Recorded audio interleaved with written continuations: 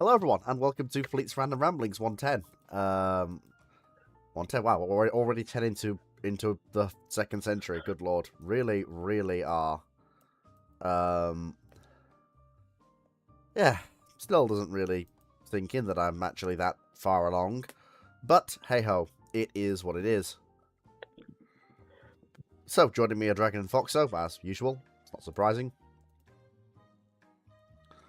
Okay, so without further ado, let's actually crack on as best we can. As usual, Patreon,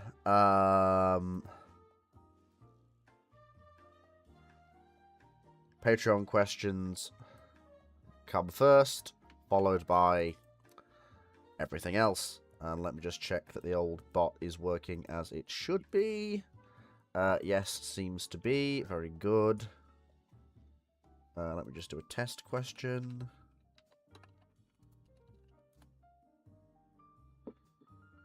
See if that works. Okay. And let me just see if... Boop. Yep, okay, that does work. Right, so Patreon questions first. So, Brandon Larson on Patreon asks...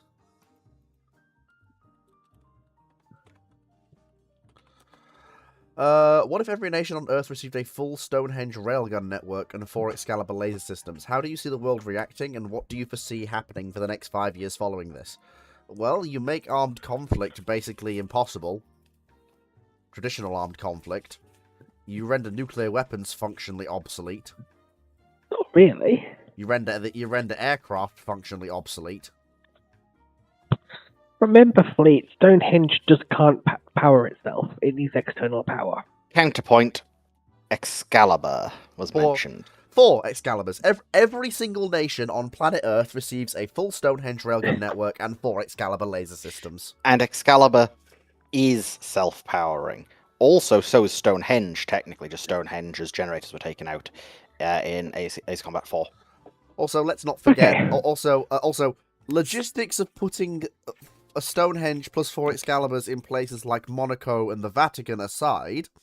You just place it around the ring, right? Without demolishing both nations, but logistics. No, you got a better one. Obviously, it's Castle in the Sky style. Yeah, What about Liechtenstein? But logistics of that aside, what you've does Zealand get one? Does Zealand get one? Let's say only internationally recognized countries that have a seat in the UN get them. That still means Liechtenstein gets one. That does mean also that North... Okay. So Quick basically, question. thing is, okay, so here's the thing. No, You basically... quick question. Let me finish, Foxo. No. So- It's about something you just said. What level of recognition? Well, I said In the UN. they have to have a seat. Because in the UN recognizes countries like Kosovo. Yeah, they have to have a seat in the UN. They have to have a seat in the UN General Assembly. That's my bar for so entry. Kosovo has one, Yes. which is going to be messy. And the 4 Excaliburs, don't forget. Everyone also gets 4 Excaliburs. As I said, nukes are useless now. Yeah, also, most aircraft are fucking useless. As well. Because you can literally put the Excaliburs on anti-nuke work and just have the Stonehenge battery just going, no-fly zone. You probably do it the other way around. No, why? Because Excalibur's really good against aircraft. No. Excalibur, while it's good against aircraft, was designed as a ballistic missile defense system. That's what it's built for. It's literally its intended purpose. Whereas and it's really good at it. Whereas Stonehenge but has it's more... Whereas... Stonehenge being good against aircraft is largely accidental. It is, but it's also something that Stonehenge can do. Stonehenge isn't really something you want to deploy against ballistic missiles, especially not MIRVs. Excalibur is excellent. Given the fact that Stonehenge will consume ammunition, whereas Excalibur does not. Yes, so you want to use Stonehenge against aircraft. At that point, no. Wait, no. Fleet, wait. Foxer, you just counted yourself there. What you said initially was you would use Stonehenge against missiles and Excalibur versus planes. Now you're saying using Stonehenge against planes. Yeah, I was talking about No, using. no, no, no. No, What she no, what no, she no, said no, was, no. why would you use it against aircraft at that point if you're trying to conserve ammunition? And she's right, Because actually. She's because right. Stonehenge has the advantage of these projectiles are that high enough. Any ICBM isn't going to get too high orbit to be turned into the MIRV. I mean, it doesn't. Well, Get to the nerve well, politely. While, hear me out. For general use, Excalibur's better because the lasers on average are much cheaper per shot. And quite both systems only need one shot to rip an aircraft in half. Quite frankly, Stonehenge probably wouldn't see much use outside of exceptional circumstances anyway. Yeah. Because each Stonehenge battery is great, but unlike the Excaliburs, each nation has received a Stonehenge railgun network. What they've not received is anything beyond the ready-use ammunition the place comes with. So once that ammunition is gone, it's gone. Whereas the Excalibur, being a laser, has an unlimited ammunition supply. So what you might end up seeing is, given Stonehenge does technically have this capability if you don't use the, if you modulate the rails correctly, given you can fire it on differing power outputs, depending on what it's doing, what you might see is Stonehenge being used essentially as a massive artillery battery, as the only thing that could be realistically relied upon to actually break through the defenses of a target and deliver a round to something. Even then, you'd still have a difficult time getting past Excalibur. I'm just thinking, any alien invasion that tries to hit this planet is fucked. Oh yeah, like just don't even bother. Just don't even fucking bother. Independence Day, the first mothership start coming in, all the guns just simultaneously start turning. Like the shields. The shields are just, it's like, oh yeah. Okay, it's like, you've got a bigger problem now. So according to Brandon, no, because it's Ace Combat, they can regenerate their ammunition on site, basically on site. Oh. For Stonehenge. Well, in that case, then you've just. In that Wiped case, then out there is. humanity. Well, no, you haven't wiped out humanity. What you've basically done is you've basically created a world where there is no conventional military beyond the Stonehenge and the Excaliburs, because what's the point? The Excaliburs. You created a system. Everyone's got Stonehenge. Because Stonehenge can effectively, is anything that can effectively engage Excalibur in this unit, because the projectiles go McFuck. While that is true, technically, and if they fire in salvos, that is technically true. Navies are still useful. Which means that your only way to survive is to shoot first. And light infantry. And misses with Stonehenge are going to have kinetic energy yields that rival nuclear weapons. Mm-hmm. Yeah. Realistically speaking, you've created the ultimate MAD. And you've given that to places like North Korea. Yes. No, you haven't created MAD. No, you haven't created MAD. You have. You've created MAD in the early 60s with the advent of the ICBM, where everyone is actively incentivized to shoot first. No, they're not. They're not. Because that's not MAD. Shooting first would not help you here. As soon as one nation starts shooting, another nation will start shooting. Then another, then another. Yeah. Yeah, it's going to be a case in a situation. If you can use your Stonehenge battery to knock out the enemy Stonehenge battery, given what we see Stonehenge do, it can probably knock itself out pretty easily. Yes, it can. Which means that in any escalation, the first one to press the button and fire Stonehenge is going to win. That one's not true, Brandon, because there's a rather important bit about Stonehenge people tend to forget. It's an anti-orbital railgun. Its whole purpose was to be a continental scale. Which means, I know Ace Combat says it couldn't do this, but no, with proper ballistic calculations, you fire the shell, it then spins around the planet a couple of times and comes back down. Or alternatively, you alter the you alter the kick charge, or you don't include the kick, or you don't include anything other than a basic kick charge, which means you have reduced velocity, which means you can use it like a giant artillery piece, or you do other flexible bits and bobs. But So reading the wiki for it, Stonehenge was capable theoretically of doing that, but lost that ability after the impact by the asteroid fragments yes, that but caused critical damage to the facility. yeah, well, that's not Which means if it's fully online, even in the Ace Combat universe, it can do that. bombardment. Yippee! Like Stonehenge It's fun. did shoot What down you've an basically- extinction level asteroid. Yeah, what you've basically It- done is you've removed basically because of the mounting Excalibur has for its laser beam. Within a direct fire, Excalibur can also be used against ground targets, especially if every nation also has the orbital mirrors, which they may or may not have. Which means that basically, in order to not get targeted as a ground force, you have to not be visible. This basically means that mechanization is basically out of the window. You have to move as light infantry formations, ideally of not much, and you have to be worth not targeting. So anything above company level, light infantry, organic movement without mechanization is off the table.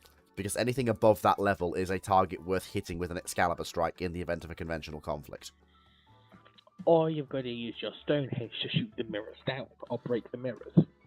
But even so, all that does is mean that Excalibur can only shoot as far as it can see.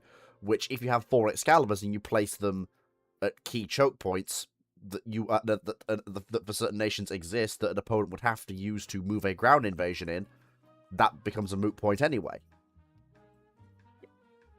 But the issue, like, the Excaliburs are scary, but the issue is Stonehenge. Oh no, I'm not denying that, but I'm just saying that I'd more moved on from the threats to more where that pushes the other branches of the military. So you can see where I'm going for. So with the land armies, you can't really have mechanization. You can't really have large formations. They're not practical. You can. Because the point of failure shifts even more to being up in the chain of command. So you have a mechanized rapid response military, and you are prepared, basically do what the US did with Maduro, take out the ruler and the chain of command and blitz. Don't let the enemy get their shit together to the point where they are in a position where they can fire. Honestly, Brandon, I have no idea where I would put them in the US. Not a clue.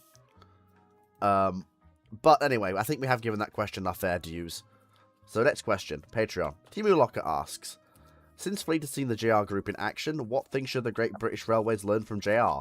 There's very little crossover. These are two very different networks. There is very little crossover between the two, and very little lessons one can learn from the other.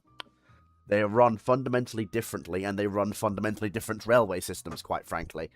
There's very little crossover between the two systems in what British Railways, Great British Railways, or even the current private public sector, as it is currently, can learn from JR. Because fundamentally, we run a different railway system. While we do have high-intensity commuter operations, we don't have the density of population, and we also don't have the level of rail infrastructure Japan does. A lot more of their rural railways and branch lines and secondary lines have survived, whereas in the UK, the Beeching Act saw to them. So that's one thing you would need to make the JR strategy work, which we don't have. Secondly, a lot of our network isn't electrified compared to Japan. So again, you've got that working in their favour. Electric trains are generally quicker off the mark, able to keep tighter timings, and they're also easier to start up and shut down at the end of the day, even compared to diesels. And of course, you have no limits on fuel, which is something that that you do have to do. A diesel engine has to, at the end of its operating period, go back to the shed and be fueled, have its engine serviced, etc. Whereas all an electric has to do is you run it for as long as you need it to, change the drivers when you need to, and then send it back to the depot when it needs maintenance. It's important to bear in mind just how many miles these JR electric sets actually clock up in regular service. It's kind of insane. Also, they do have deep reserves of extra stock to rotate through as well. The system they operate is very much different to our own. There's not much transferable between the two. It's set up, the culture, the way in which people view public transit is different. And this is something you really have to bear in mind. Public transit isn't a one-size-fits-all thing. It depends heavily not just upon the societal conditions of the country involved, but it also depends on how that society views public transit, how it views how government views it, how that relationship between government and society mixes with the current transit system itself. Is it private? Is it public? Is it a mix of the two? How much control does government exercise? How much control is private? And because of the very unique situation Japan is in, no, JR does not have more diesel trains than the UK does. The amount of electrification in Japan is very high. The UK probably has more diesel and DMUs and diesels than the Japanese do, given the majority of the network is not electrified. Like, bear in mind, I went all over the country, and I can count on the fingers of one hand the amount of times I ran into a diesel multiple unit and a diesel locomotive actually working a train.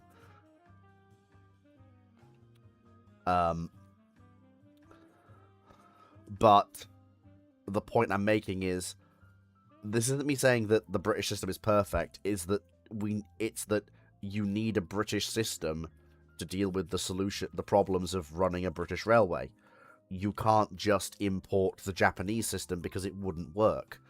For one thing, the timings and the workplace culture would be fundamental that is required to enable the services to run the way they run would be fundamentally incompatible with UK working laws, labour laws, and just the general health and social well-being of society, first of all. The UK rail network has reached a stage over the last 5 years. While, yes, there are problems, it's arguably the best it's been since the pre-grouping era. In terms of on-time arrival and departure, cancellations coming way down over the last 5 years post-COVID. Passenger numbers have actually passed pre-COVID levels now and are still going up. There is the problem with lack of remuneration for staff, I will admit, and that is something that should be fixed as soon as possible, because the staff do absolutely deserve more pay than they get, and hopefully that's something Great British Railways will fix in very short order, but, well, given how they deal with the nurses, the government, it's, well, hard to see the British Railway Network actually doing the same thing with their conductors and drivers, but we shall see. You can't really transfer, and in regards to things like Shinkansen, the important thing to bear in mind is that for Japan, Shinkansen was an absolute necessity for high-speed rail. And it's important to bear in mind that when Shinkansen started, it achieved its maximum speed when the first Shinkansen opened, is the speed that you get nowadays when you travel on the fastest bits of the East and West Coast main lines in the UK. So, yes, it has accelerated a lot since that first arrival of high-speed rail, but it's important to bear in mind that Japanese standard railways are 3'6", and the smaller gauge does place a practical limit on just how fast you can actually go. It's why the Shinkansen is 4'8.5". It enabled those higher speeds that they needed to bring the connections together in the modern era, and it also took pressure off the 3'6" gauge network and allowed freight to be reproliferated when they'd had to actually cut paths available to freight trains on JR. So that was one of the important things everyone misses about Shinkansen. It didn't just increase journey times, it opened up paths. Honestly, Paul, having ridden the UK railway network pretty much daily for 3 months, from everywhere as far north as Newcastle upon Tyne, all the way down to Portsmouth, and all the way and as far west as Wales, and doing that 3 months basically daily as part of the job I was doing prior to going out to Japan, I never had a train cancelled on me, and I think I only had to deal with one late train. And that's across vastly different parts of the UK railway network, across multiple different operators. So, I think the UK rail network does okay, given on timings. And honestly, I don't think, given the fact that there was... No, I think you are lucky. No, I don't think I... Considering out of the times where I've used trains, out of the past 10 times, 9 of them have been late. Define and late. 2 of them were cancelled. Define late. Later than 5 to 10 minutes. That is a bit late, but as long as they showed up within about half an hour, you're all right. And as said, I've had multiple cancel on me. Well, In fact, I've also been on the train that ended up being the last train home 3 separate times because every other train was cancelled. Well, I suggest you should write to your. Yeah, I think it's not that we are lucky, that I am lucky. I think you are just very unlucky in our. I also have another friend who also, when they were having to do it before they were told just stay at home, their trains were late daily. Okay, are you both using the same part of the network? Nope. I use the East Coast, they use the West Coast. Well, like I said, 3 months. So as I said, traveling over it's numerous very much random, I would have said. I'd say the trend is far more towards on time and no cancellations than it is late and cancellations, leaning much more heavily towards the former than the latter. But I will admit, the fact that it happens at all at the rate that it does is still a problem. But it has been consistently getting better. There's still more work to do, to be sure, but at least it's not as bad as it was in the bloody 60s and 70s. British Railways, ugh, what a travesty. Yeah, I'm not even going to bother with this because we've already proved that you were wrong on that one, so I'm not going to drag that up again. Anyway, so first question. Let's poke the bot and see what it spits out. TME82 asks, if the host would somehow appear in 40k, and this is on YouTube, who would get it? Well, if Hosh appeared, she'd probably appear where she was last intact. Nope, which would... Not with 40k. Well, the thing is, where would she appear? She'd have It's to the be... warp, it could appear anywhere. Well, no, thing is... She could be inside a Space Hulk. Well, no, in that case, then it's basically, if it's the warp, it's basically potluck. There is no... There's basically no answer. And honestly, if she appears, she's fundamentally not much good to anybody. In terms of actually, like, she's barely scrap metal value. Actually, she'll be very useful for the orcs. Not really. Yeah. Yeah. No, she's barely... They literally used an oceanic fleet to attack what's called Armageddon, including submarines they scrapped together. Yes, I'm aware Hosh of actually would that. be very useful with orc logic. Yes, but the problem I have is that's okay, brilliant, fantastic. But what if she's not on a? But what if she appears in the Space Hulk, or what if she appears randomly, or what if she appears back on Terra, buried under 10,000 years of city planet construction? What if she appears? Then What if she's spat out of the warp in the middle of bumfuck nowhere? What if she's spat out into the Eye of Terror and collides with the demon planet? Yeah, that is why. Yes, there's a lot of different things, which is why I was going with the one who it actually is useful to. Yeah, if she's on Terra, then she becomes a city for a bunch of ratlings. She's basically buried under 10,000 years of... So she becomes a city for ratlings. Yeah. People live down there. She's become... most of them, as we know from the Custodies books, are ratlings. Basically, humans haven. But she'll make a good city, especially on a feral world. Should probably be very useful on a feral world. Yeah, on a feral... how the feral worlds make up about 12% of all Imperial worlds. That's from 5th edition, so it's old law. And they can range anywhere from Renaissance Europe to the Stone Age. Yeah. So those can actually be pretty useful Yeah. on a feral world. She might be part of that Feral World's militias, as I know a lot of Feral Worlds do maintain navies as part of their planetary defense force, depending on But how most their planets geography is maintain set. navies. Just because you're in space doesn't mean you don't need to control your ocean. Yeah, I know. But anyway, so yeah, there are places she could end up. But with the nature of 40k being what it is, and you haven't specified where she appears, we can only really spitball some of the basics. YouTube Minecraft Watcher asks, what would be your dream heavy cruiser for serving in the Royal Navy in World War II? Year of service would be September 1st, 1939 to December 45. My best example is I would have a 4x3 9.2 inch L50 design with an auto-loading system for the main battery, 70 degrees of elevation. Secondary battery would be 8x2 4.7 inch, 4 twins per side, elevate to 90 degrees. The armament will be 10 inches angled at 15 degrees with an all-nothing scheme, 3.5 inch deck and splinter-proof superstructure. The AA would be supplemented by 12 octuple pom-poms and 24 20mm Hispano twin mounts. The estimated weight would be 18,000 to 20,000 tons. How's my cruiser? That's not a cruiser! That's not... That's a small battle cruiser. Fleet? No, it's 10 not. 10 inch armor belt, 4x3 9.2 inch guns, 3.5 inch deck, which is thicker than bloody some of the Royal Navy's battle cruisers at this point. In fact, it's thicker than. In fact, that 10 inch belt is bloody thicker than the. Especially with the angling, it's thicker than the bloody revised scheme on the Renowns! For God's sake. Yeah, the belt's the only thing that's really nuts there, but overall, it's not even close to a small battle cruiser. Well, okay, so it's about half the displacement of a battle cruiser at this period.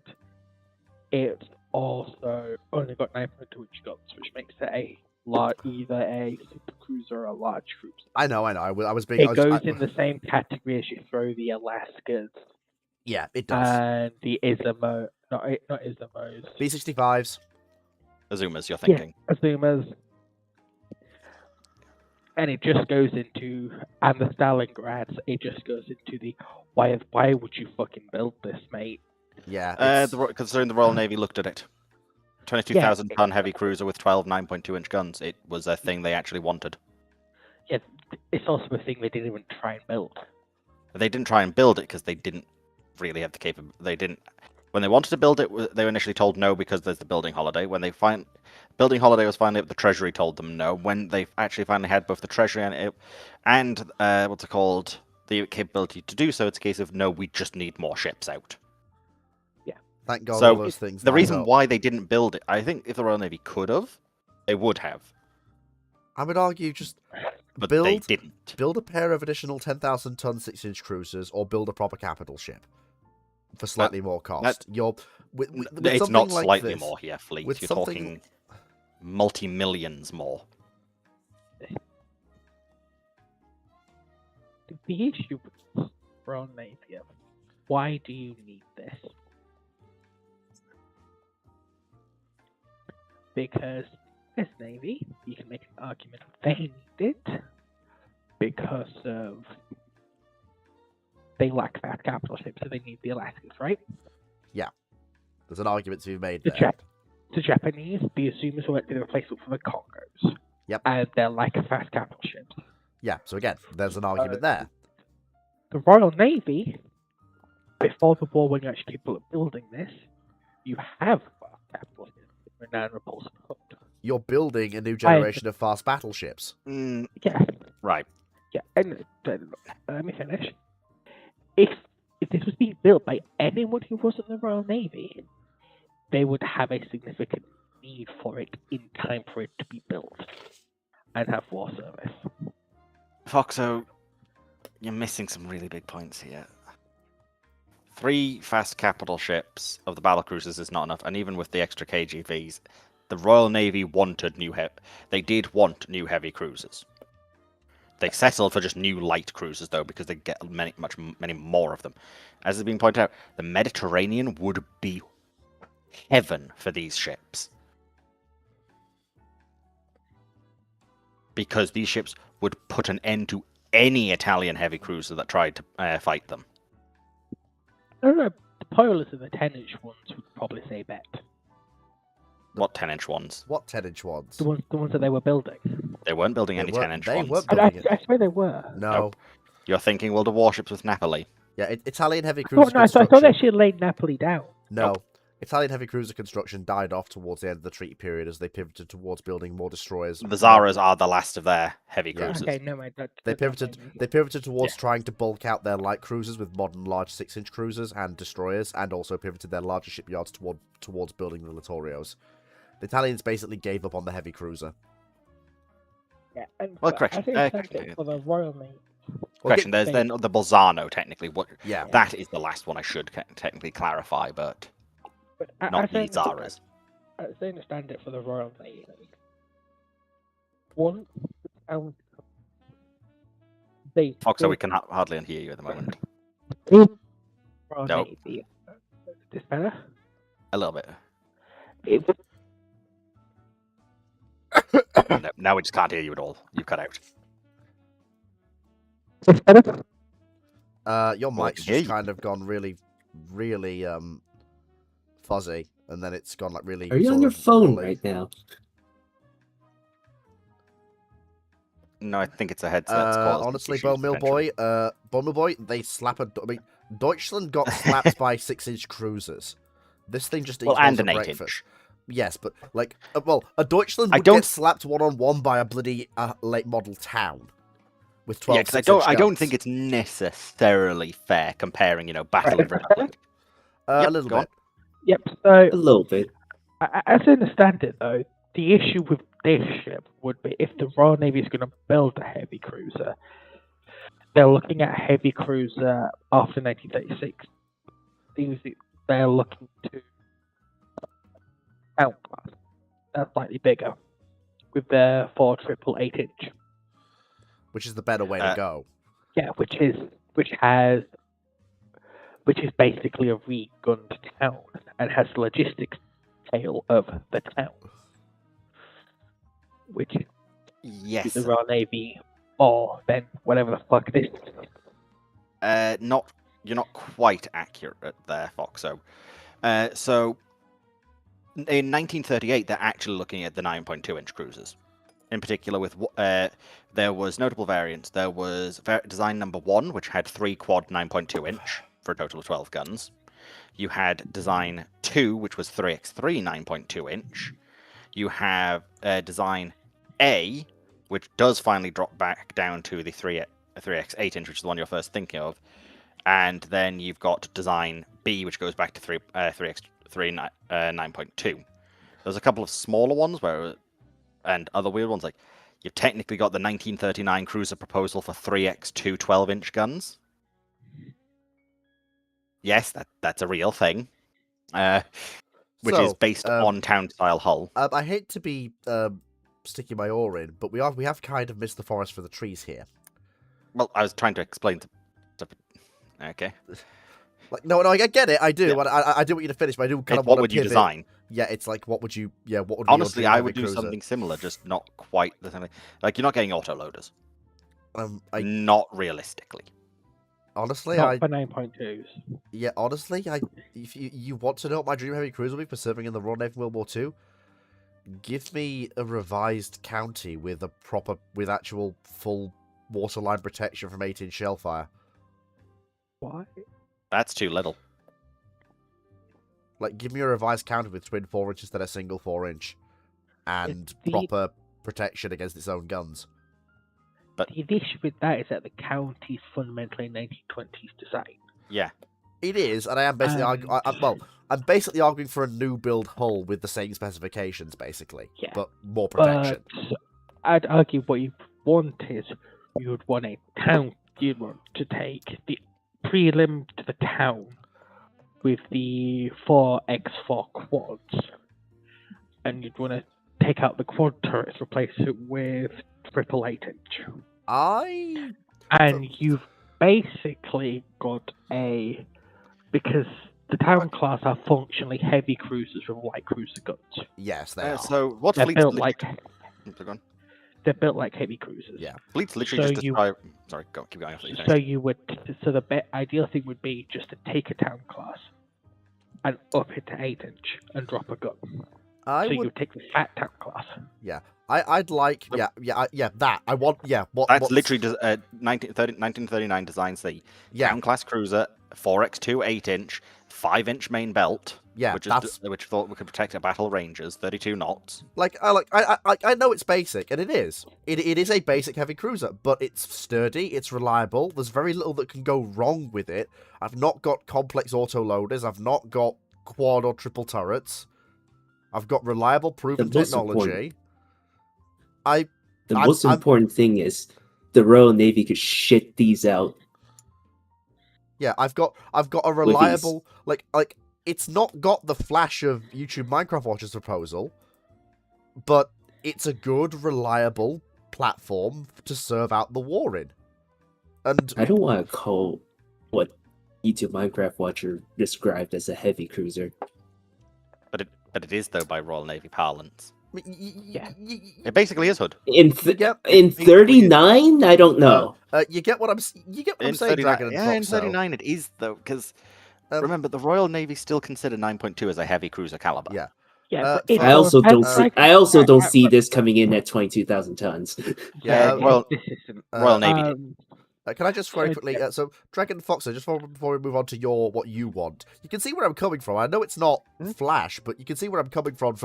If I've got to command this ship through the war, you can see why I want consistency and sort of kind of what you call basic bitch. It's like you look at the town class and turn the town class into heavy cruisers like they are in all but gun. And then you look and you go, okay, I'm in the Far East. I've got parts commonality with the rest of my cruiser force. We're running the same engines, the same turbines, the same radar, the same pipes, the same maintenance tools, and we've got the same depth charges, we've got the same secondaries. The only thing I've got to worry about is the fact we've got different ammunition. I could, for some of the person who said it is skinny on AA, yeah, it is a bit skinny on AA, but I can see plenty of deck space where I could slap Oerlikons. Well, I think it's because people don't realize the whole thing of AA becoming massively more common on ships is more a 40s thing than a 39. Yeah, it's a fairly as Hood just pointed out. It's when it's when you have the lessons of war of, planes are scary. We need more AA. But yeah, I will. I'm actually glad Dragons. Yeah, that's the ship I want. I want this design C as the ship I want to see the war out on. I stand a pretty good odds of fighting anything that isn't a full-on battleship or battlecruiser. So what do you guys want? What? Or if I've the same, or if I've got to use the 9.2 engine, go for triple 9.2s. You don't have to use 9.2s, but yeah. 9.2 helps. Royal Navy called the 9.2-inch cruisers heavy cruisers when they were designing them. But in hindsight, if they were built, they would probably be in the super cruiser category. Right, no. Because, I'm going to argue against that because super cruisers don't exist. Super cruisers is a modern anachronistic term. Yeah, like this is something me and Dragon agree on.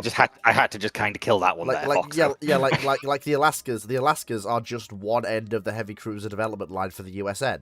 They are one solution to a problem of how do you kill a treaty cruiser.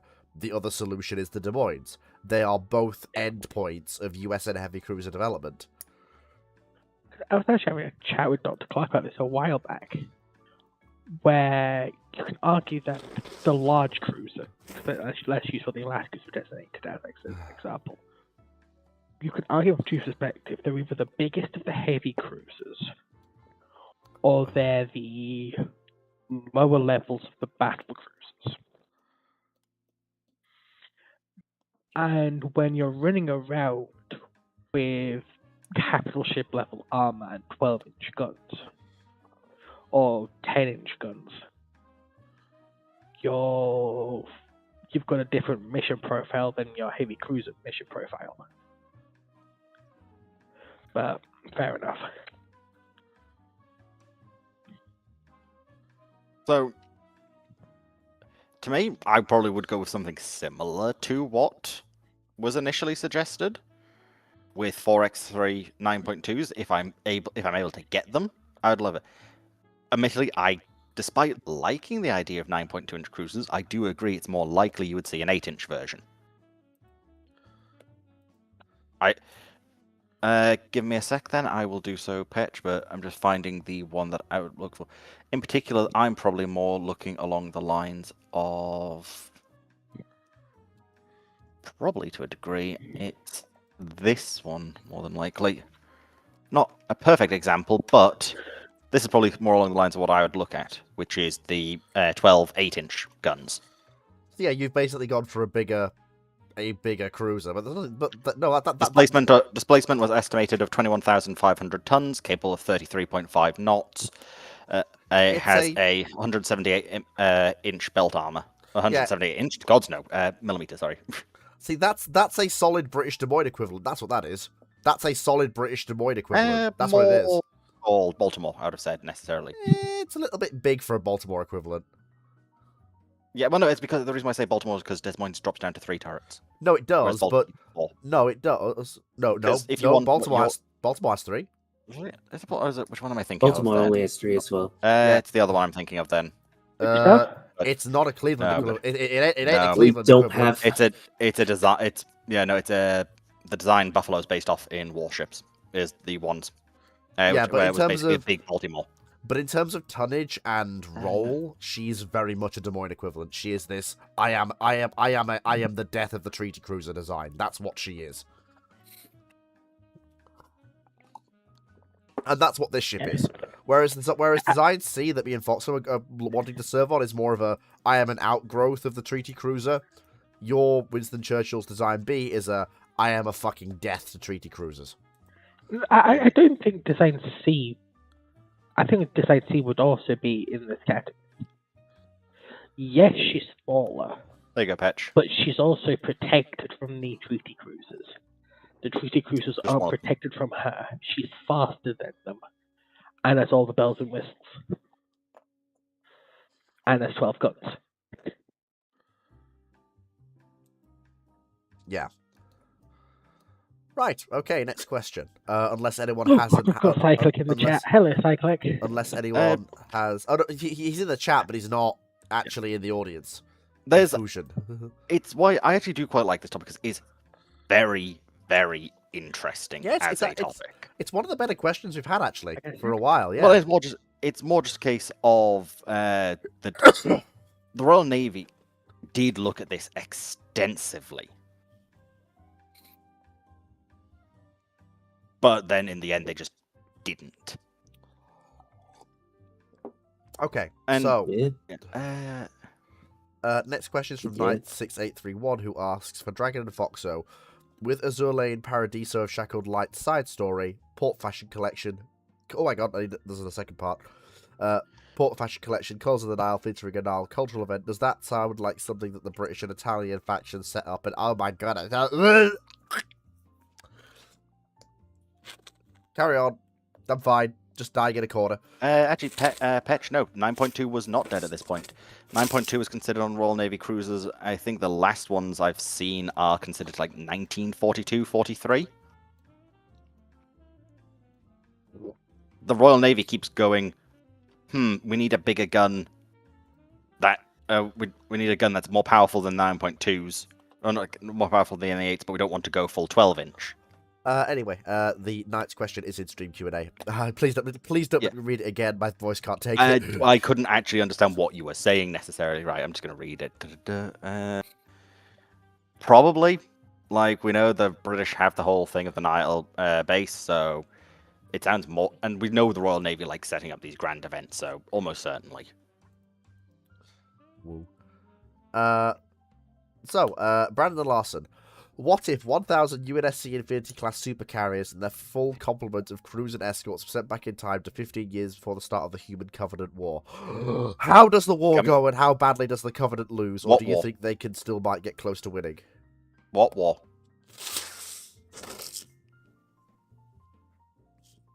Yeah, the Covenant's big, but I'm sorry, 1,000 Infinity-class supercarriers? Now, Now, it does just say Infinity class, so the question is, are we talking Infinity or Eternity? Because this is a very big difference. And now, normally, Hood, I don't mind these questions, but not when it's this scale. Say if you had 10 or maybe 20 of them, that would work. 1,000? I don't remember the size of the UNSC 15 years pre-Covenant War, but I don't think it's that big. Because I know you're also decent into Halo. Correct me if I'm wrong, but that's huge. Because keep in mind, each one of these carries 16 Strident class frigate.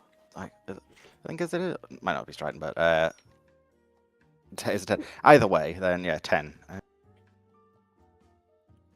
Oh, It's absurd. Yeah, I know. That's what I'm saying. It is If it was a absolutely smaller absurd. number, it would be better. But 100's probably more. even 100's a lot. 100, you're you're definitely. Yeah. 10 Strident class frigates. So that means, for the record, you would have just had 10,000 Strident class heavy frigates just pop up. That's a lot of ship. Yes. I think for reference, you should probably talk about the scale of the Right. UNSC fleet. I'm trying to remember exactly. Originally. I'm trying to remember exactly which one. To a degree, Hood, I'm kind of going off the idea of Eternity, where she doesn't have all the Forerunner systems, just because then it makes it somewhat more viable as a question. Because, yeah. I'm trying to remember exactly, but last time I looked at it, the UNSC, from sources I could quickly find, said the UNSC was looking at something like 35 million personnel, give or take. There's no hardline numbers, but it's still a lot of people. The Infinity class supercarriers are 5.7 kilometer long vessels. They are big. They have some of the most powerful mechs ever mounted outside of a space station. They have ungodly numbers of missiles. As I said, carry 10 frigates, which each have their own Mach guns and missiles and everything else.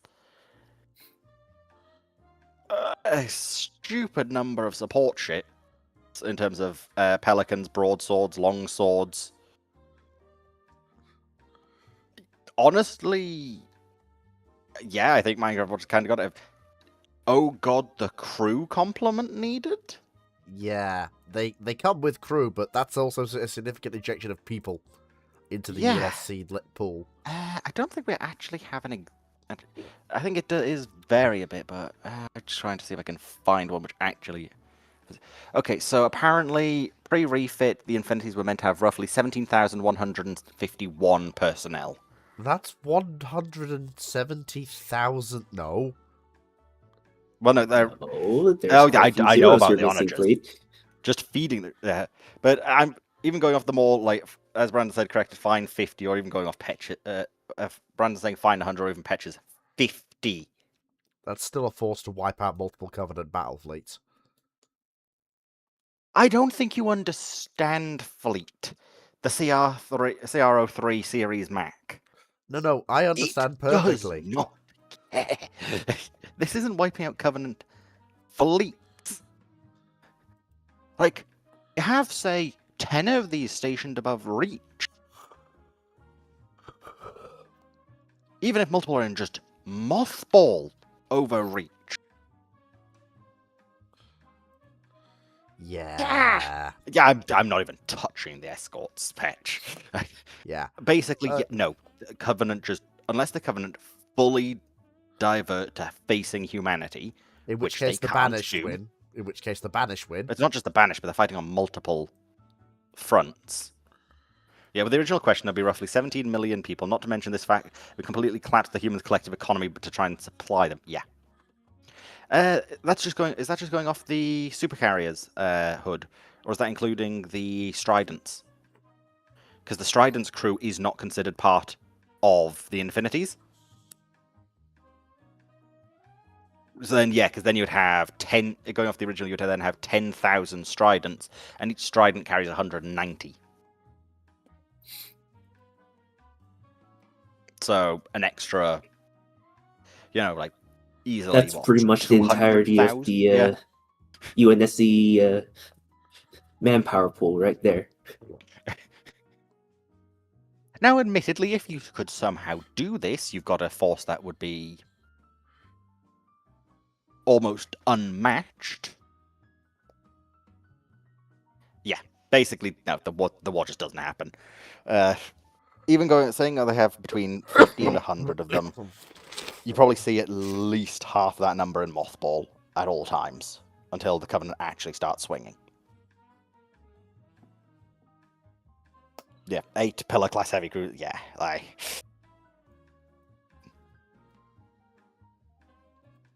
while I don't mind these questions as much, in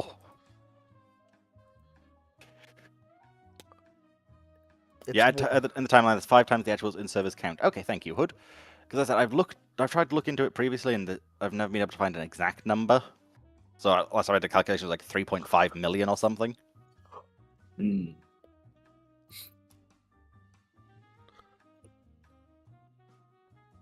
And also think of all the extra Spartan facilities.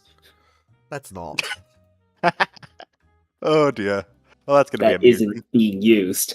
No, Brandon, this wouldn't bring humanity up to prehistoric humanity. It would collapse the UNSC. And also, no. From what I recall, prehistoric Prehistoric humanity is much. Yeah. Bowmill Boy asks, was armor for battleships with external belts made with a thicker face hardening section as the hull could absorb some of the shock, as opposed to ships with internal belts? I have no idea. They both have face hardening, and I think it's to about the same degree.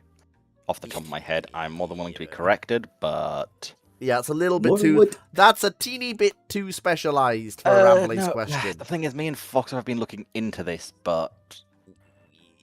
It's more on spare time. Yes, for your RP. Yeah. Like, please point And there's also something else that came out. It was a random thing. But... Yeah. Please point that question at Draco Dr. Clark and pull the trigger. You'll get a better answer. Well, I can add... Well, to be fair, I can already give you an answer that roughly they'll be about the same. From various different sources. Okay, so I'm putting this in here for a reason. YouTube Minecraft Roger, what is Fleet's opinion on the Union Railroad 010-2 from 1936? If the panel each got one, what would everyone do with it? I would try to do something similar to Engine 1225. I would rip the cars. Well, first of all, any one of us in the UK can't do anything with the bloody thing. It doesn't fit the loading gauge, nor do I have anywhere to store it. Secondly, that's probably a shed. Secondly, it's a prime example of a railway doing what they should do, looking at their operational needs and buying/building a locomotive to match them. They don't travel far. Like, their track mileage is not their point-to-point mileage is not long. They need tractive effort. They need a large firebox. It's a sensible engine for the railway that ordered it. So then, Fleet, which one is that one then in particular? Because that's not a 010-2, so I take it's been modified? No, that is a 010-2. Yep, 10 drivers. Oh, it is. Oh, sorry. It was just the way that looked. The front wheels looked really weird in that picture. It made them look smaller. So I was like, wait, what? How? So, because I thought it was a, what's it called, 4.6-2. Good lord. Just the way that picture said. No. There's a, I think the number 3 or 4 actually shows slightly better. But yeah, if the panel got one, well, I can't do anything with it. I've nowhere to store it, and I can't run it, and myself and Dragon can't use it because, well, A, we've nowhere to store it. B, they don't fit on the UK loading gauge. I have a few contacts I could get this into a shed with. Yes, but you can't run it. There's nowhere to run it. Why do I need to run it? I suppose. I'm sorry. If I just have one, I can sell it to them. I can lease it out to one of the museums. Yeah. Sheldon would love to have it. Yeah. Or you can sell it to an American who probably want to Well, buy no, it. I'd probably lease it out into the UK because then it's a case of this is an American locomotive. It's different. It's a Yes. nice thing to have in a museum. Yes, yeah, that's a good point. Yeah, I get it. Moe, what would you do with an 010-2? Well, Moe's currently in I Japan. don't know. I'm currently trying to figure out if there's any railway in Japan that could take this thing. The Shinkansen's your only option since it's the only place that's 4 foot 8.5. Well, obviously it's not Well, going no. on there. Well, no, there are other 4 foot 8.5 railways in Japan, but no. All electrified Shinkansen, some private railway in Kansai. The KQ line and the Tokyo Metro, but good luck. Yeah, because a lot of the standard gauge stuff is running metros, and The KK it's line. just they're all passenger networks. Yeah, the KK line has no recourse to steam. There's nowhere to store it. There's nowhere to run it. And also, yeah, the curves on the KK line. Yeah, good luck.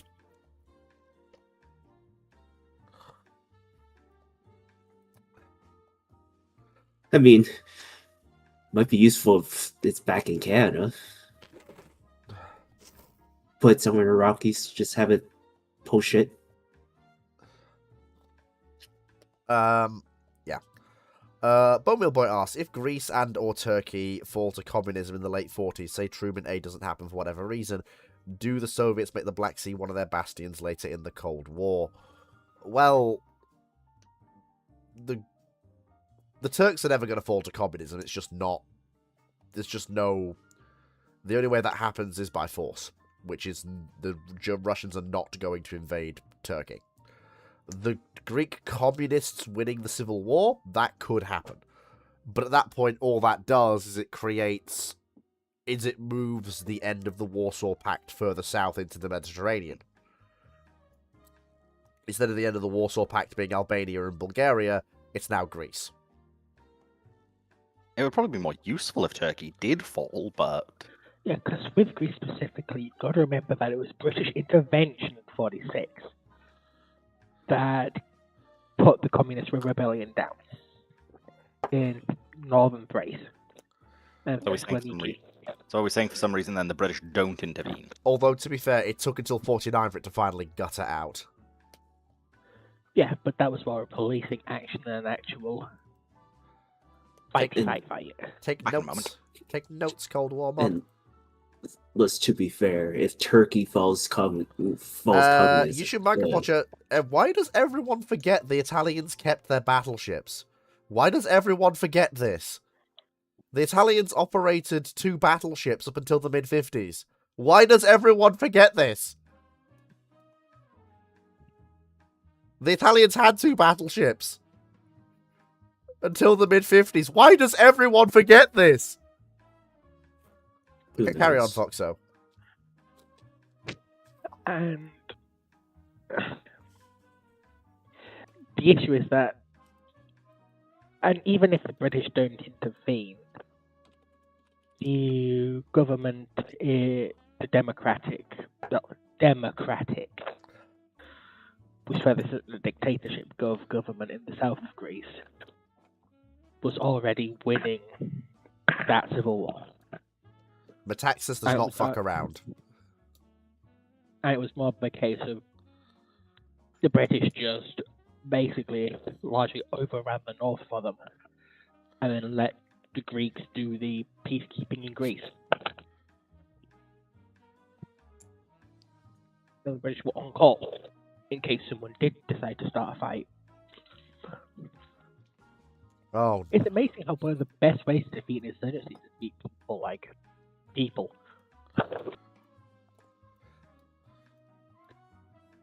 yeah. But yeah, this if you're not going to get Turkey, because that would require a Russian invasion, which, even if Turkey isn't in NATO, that's still a massive what the fuck moment the West is going to respond to. That's basically you are starting World War III, whether Turkey's in NATO or not.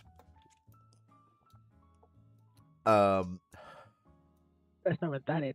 If Turkey goes communist, you've added the Turkish state again. Yeah, the Kurds will rise up. If the Greeks aren't communist, the Greeks are gonna pull a funny. And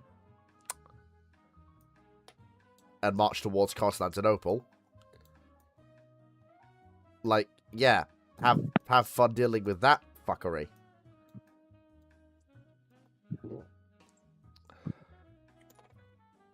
Yeah, and it's just. He can probably tell you more, but how Ataturk united Turkey and created the Turkish identity relied very heavily and based the Turkish identity very heavily on anti-communist conservatism Yeah. Yeah. and traditionalism. Yeah, Turkey was the one nation that was basically never going to fall to communism unless you literally forced it down their throat at gunpoint. Because the Kurds hated the Turks hated the Kurds, the Turkish government hated the Muslim imams who wouldn't fall in line. The Muslim imams hated the Turkish government for being a technically secular state. The Turkish people hated the Turkish government for being shit at times. But the one thing they all hated, and the one thing they all agreed they didn't like, was communism. Yeah. Which means for Turkey to fall to communism without external invasion, you've run into the issue of, okay, so Ataturk has to have failed. Okay. You've changed history so much. We're well off the doesn't beaten bother track. talking. Yeah, we're well off the... Because if Aztecs fail, at least, you've got British Armenia, Italian British Turkey. You've got an Italian enclave in southern Turkey. The Greeks are very happy. You've got Greater Greece, and you've got very large Syria. And international Constantinople. Yeah. That changes World War II significantly. Yeah, and at that point we're well off the... Yeah. Because that's probably where you see Turkey involved in either by force or... Yeah. Actually, you might see a Turco-Kurdish / Turco-Iranic war in the 30s. Yeah.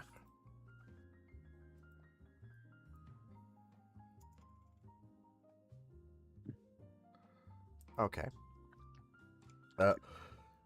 Typical gunnery officer asks, what would happen if the RN had one Kitty Hawk class CV with the UK's own full complement of air wings, plus US made Hawkeye for AW in the place of the Invincible carriers during the Falklands in 1982? Would they further to Invincibles instead, or a Kitty Hawk with a more wide-ranging air wing? One Kitty Hawk is overkill. Stupid levels of overkill. That's significant amounts of Phantom. That's probably a UK domestic. Well, to be fair, Phantom can also do strike as well. So you got Phantom, you've got Buccaneer, you've got helicopter ASW, you've got airborne early warning, which, well, if you've got Hawkeye, you've not got airborne early warning. You've got airborne command and control, which means you can do forward fighter direction and distant air battle. Yeah. So you fundamentally made the British task force just. You've rendered. Also, quite frankly, you've also got the ability to tank as well. So you can push airstrikes out as you're approaching the Falklands.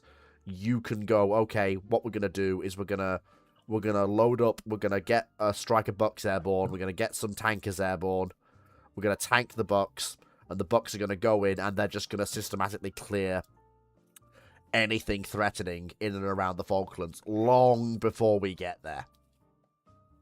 And you can do that. You can also do the same thing with the Phantoms. You can go, okay, well, we're gonna get 3 flights of Phantoms up. We're gonna get some tankers up. We're gonna tank those Phantoms, and we're gonna do air sweeps over the Falklands long before we get there. I mean, it's still not overkill though. Compared, It's not overkill. It's exactly what you want. yeah, compared to the air you threat, are still, but still, if someone does fuck up and there's always a human element, you've still got the issue of you've got a lot of combat power concentrated on one vessel. And if someone does fuck up and the British Kitty Hawk gets hit, then unlike what gives the supercarriers their staying power, you can't just cycle in another one. Given what the Kitty Hawks are armed with, in terms of actual self-defense weapons, compared to, hang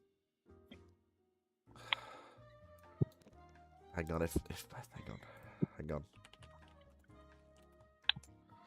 One second, excuse me. I'm just bloody getting my fucking. The Invincibles? Is that what you're trying to say? No. A quick thing: Hermes wasn't an invincible. No, she was she a light wasn't. fleet carrier. But yeah, the Kitty Hawks have Sea Sparrow. The Kitty Hawks have Sea Sparrow and 3 to 4 phalanx. Given that any Argentine strike package that isn't their exceptionally limited number of Exocet, which, given the distinctive flight profile of Super Étendard and the fact you're gonna have at least one Hawkeye up at all times, is gonna get detected and is gonna get bounced, so that's not really a threat. Just, there's very little way that you're gonna get Yeah, an that's still a Exocet. threat. Okay. It is still okay. a threat. It's just... It is still that 0.001%, so enough. you could roll your Fair gacha enough. luck. Fair enough. Yeah, but and anyway, it's also the point I was working Can I just towards. push out quickly, please? I I think you're missing is that I'm not. I was what going said somewhere. more about.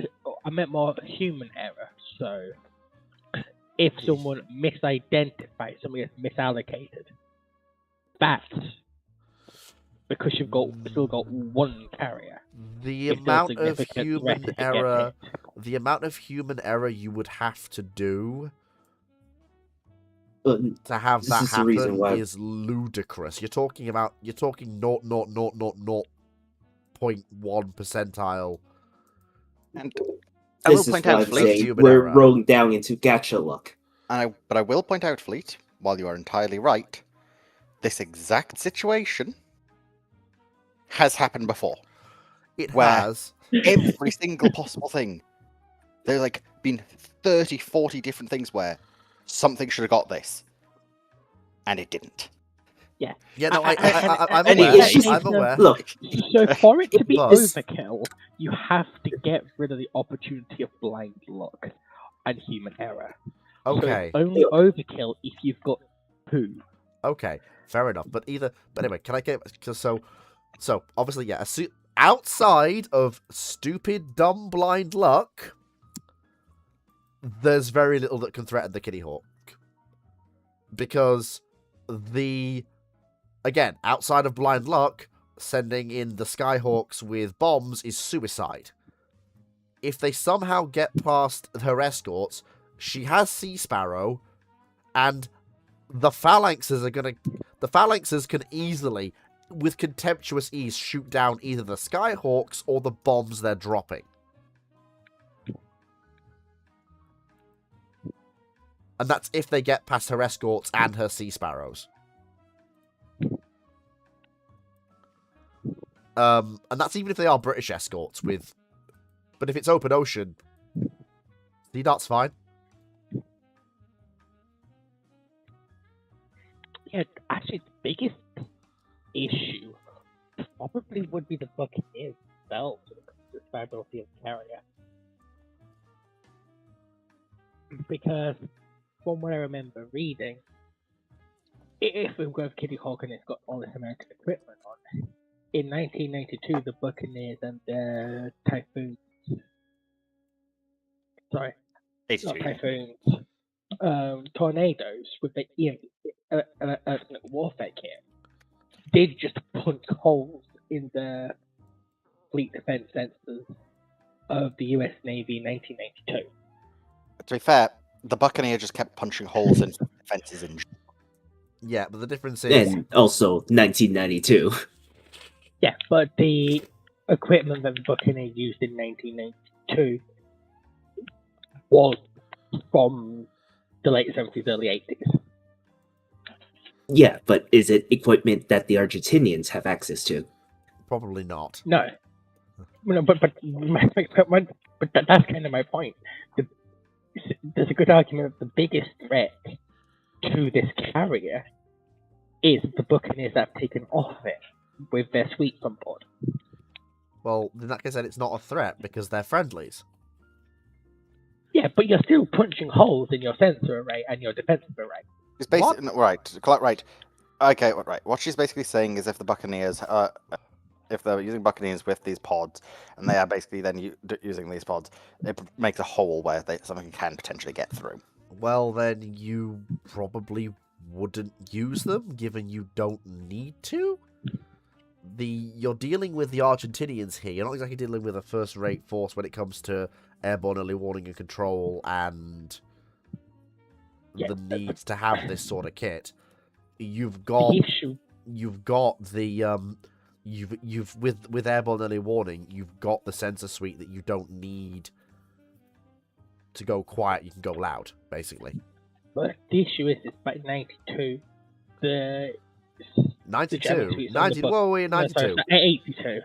82, because this is the same issue that they have in 92. Well, you're looking at the versions of the Buccaneer where they've had to build in onto the pylons. Right. But I would point out, there is one thing we have been running on here, which is an assumption that the RN would be flying Buck. I do have a theory that if you've got Kitty Hawk, you keep and you are phasing out your other fleet assets. Presumably you are still procuring Invincible. For some reason you've got this Kitty Hawk. My thought process would be, if you're doing this, then there is a cursed option here. And I know this is going to fly Jags off of carriers. No. That's not the cursed option. Well, there are three. First is an all Phantom Air Wing, because Phantom is perfectly capable of doing strike.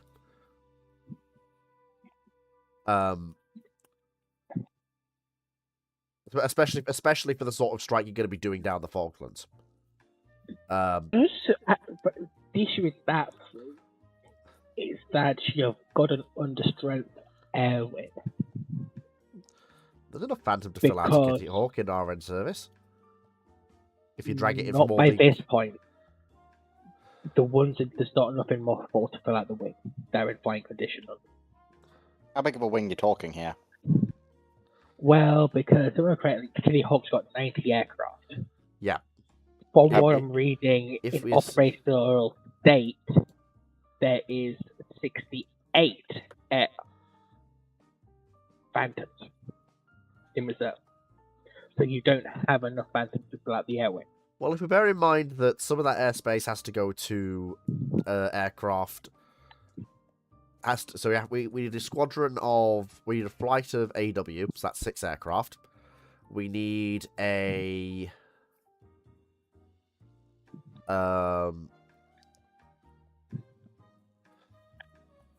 we can probably put some Bucks on to serve not as strike but as tankers, with buddy stores under the wings, which the Bucks can carry. And at that point... Say that again. What do you mean, say that again? Using Bucks as tankers? Well, if we have the spare capacity and the Phantoms are doing everything else, it makes sense. Plus, it also much easier ways to get aircrew killed. I'm more interested in. I don't think Phantom has anti-ship missile capability. to be frank, Also, as Paul's pointing out, no, the Bucks would be kept in the UK because most of the Bucks at this point had been converted for RAF usage. Yeah. So you're not getting, realistically speaking, you're not getting Bucks. yeah. No, correctly, you're getting 24. Well, no, you're just not getting Buccaneers in general. Hawkeye, Phantom. Hawkeye and Phantom is fine, and Phantom can do buddy stalls as well, so that's not really a problem. And I mean, to be fair, this is the Falklands War. The US is doing funky shit. And let's be frank, given it is Kitty Hawk, and aircrew are trained on Phantom, despite its slightly different flight characteristics, if a bunch of Phantoms, appear on Kitty Hawk, and are very, very rapidly repainted, and don't quite look the same on the catapults, honestly, Gov, it's fine, don't worry about it. And they're carrying new Sidewinders, honestly, Gov, it's fine, don't worry about it. It's fine, don't worry about it. Do you mean Buccaneers in general, or the actual navalized Buccaneers? Because remember, that is land and Navy Bucks. And by Falklands, Buccaneers, as I recall, were basically now fully RAF, not... Yeah, okay, they were under RAF control, but from what I'm reading, 3 squadrons Back in a minute. were land operating the Naval Buccaneer. Because they didn't want to spend the money to convert them to land operational, to their to being land spec, because there's no point. As it is from what I'm reading.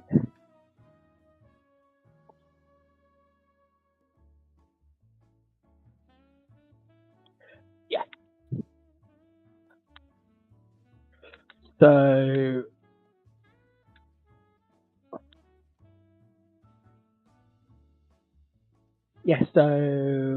Dr. Clark just clarified it for us as well.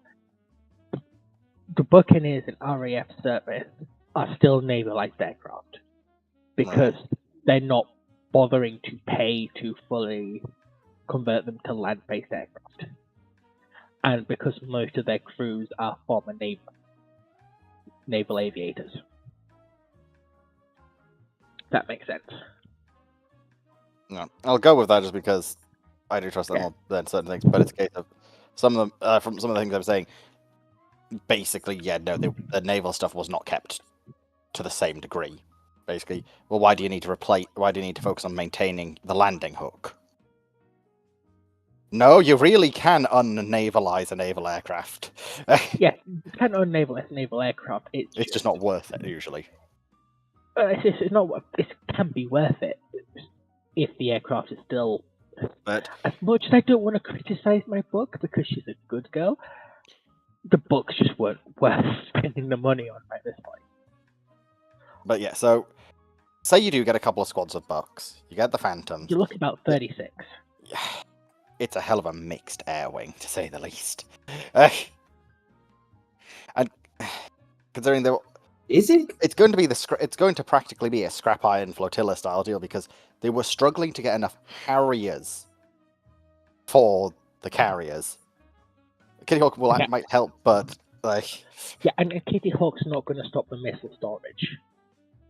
It's not going to get rid of the fact that the Royal Navy takes pretty much all the AM9s that RAF has and the RNFA has. Kind of, yeah, because as we were discussing last night, they mostly took, the RAF took all of the M's in stock, and because we then got priority on getting replenishments from those from America, as we were discussing, as Clark pointed out last night. Some of the stuff they were helping with. Yeah. So by the time this fleet left for the Falklands, the Tornado interceptors on the British Isles have 1 flight's worth of missiles, possibly 2, depending on the squadron, which is about 6 missiles per aircraft. I guess. So you've got more aircraft, but you don't really have the ordnance to fly off the on the aircraft, which might actually be the bigger issue. It's mostly going to be asking the Americans to wink, wink, nudge, nudge, slide these over. Yeah, because the Americans do.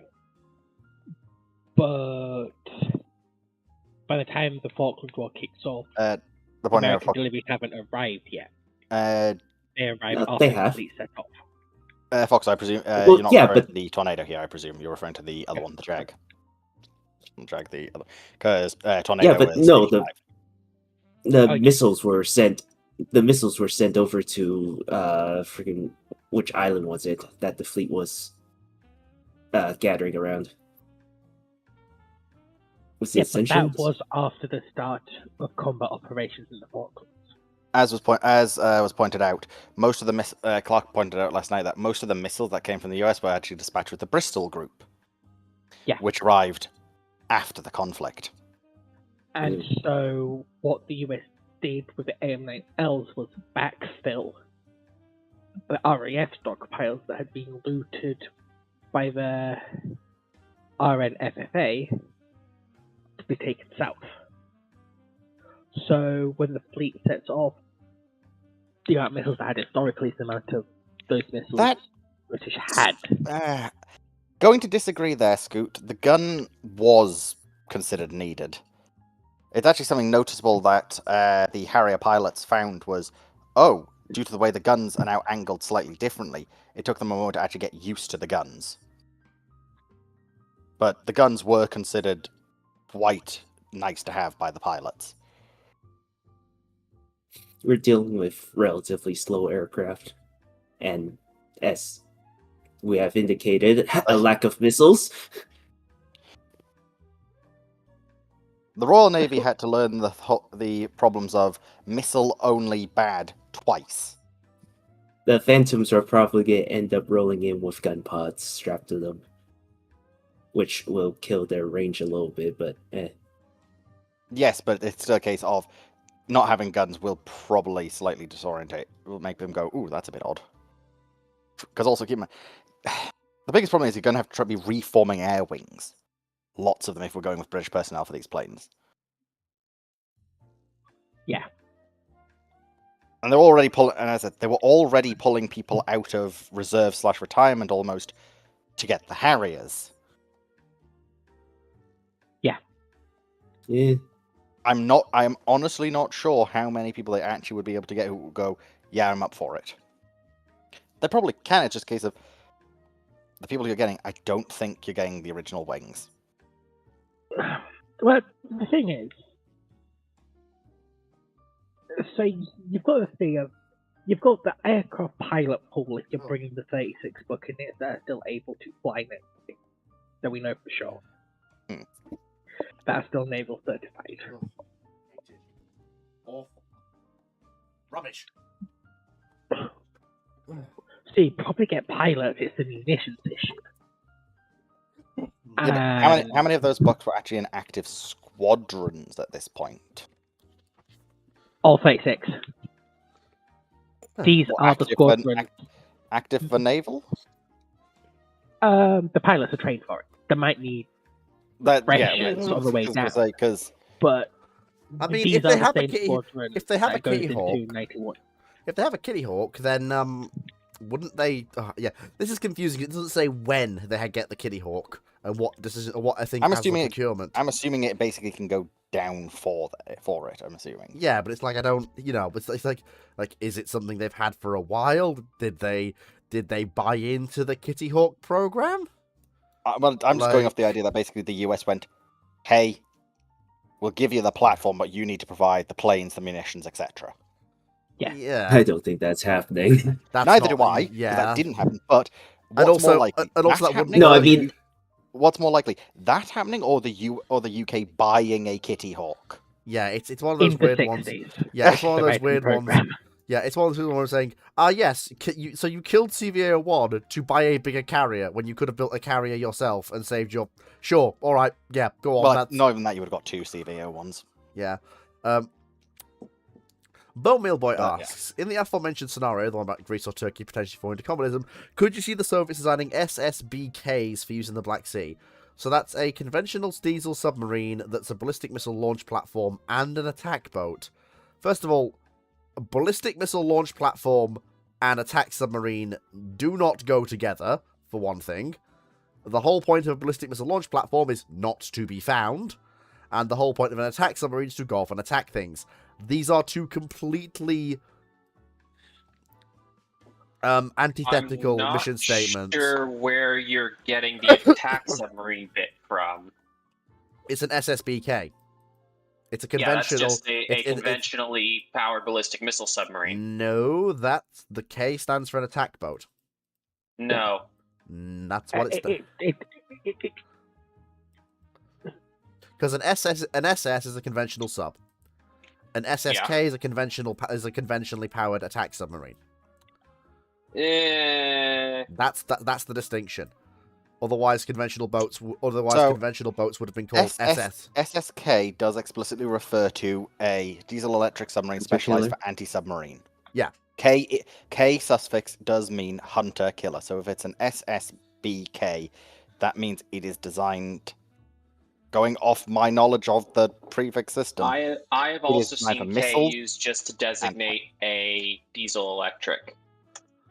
but that's what SS Because most diesel electrics are not ballistic missile subs. Yeah. Yeah, and pretty much all diesel electric boats are SSKs. They're designed for hunter-killer work. I think what he's meaning is a conventionally powered ballistic missile submarine. That would be an SSB, not an SSBK. Yeah. Yeah. No. Yeah, the problem is K doesn't mean conventional power. K means hunter killer. Yeah, bone meal. I thought it meant I thought K meant diesel because kerosene or something. So it is meant to just be an SSB. Yeah. Okay. Kerosene and diesel is two very different things. Okay. First of all, the Soviets had SSBs historically. They had a large class of SSBs. They built them.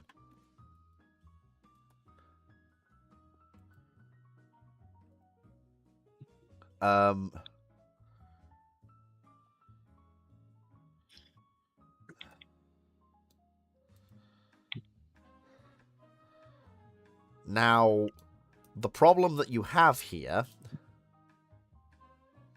is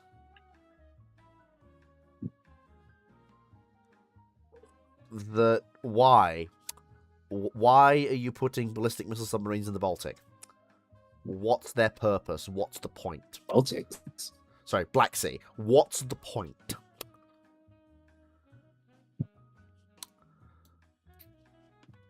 Yeah, that's the bit I'm not following either. It's like, sure, you could build a modern version of the Golf class, but why?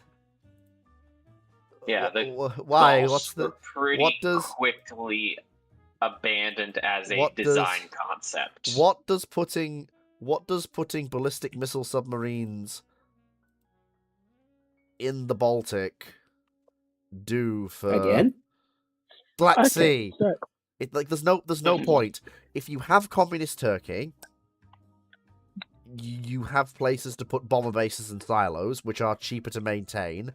And also, quite frankly, if you do that, that also takes US warhead capacity away from targeting the Russian homeland and your own silo fields and bomber bases in Russia proper, which is far more valuable than having Also, ballistic missile submarines in the Black Sea.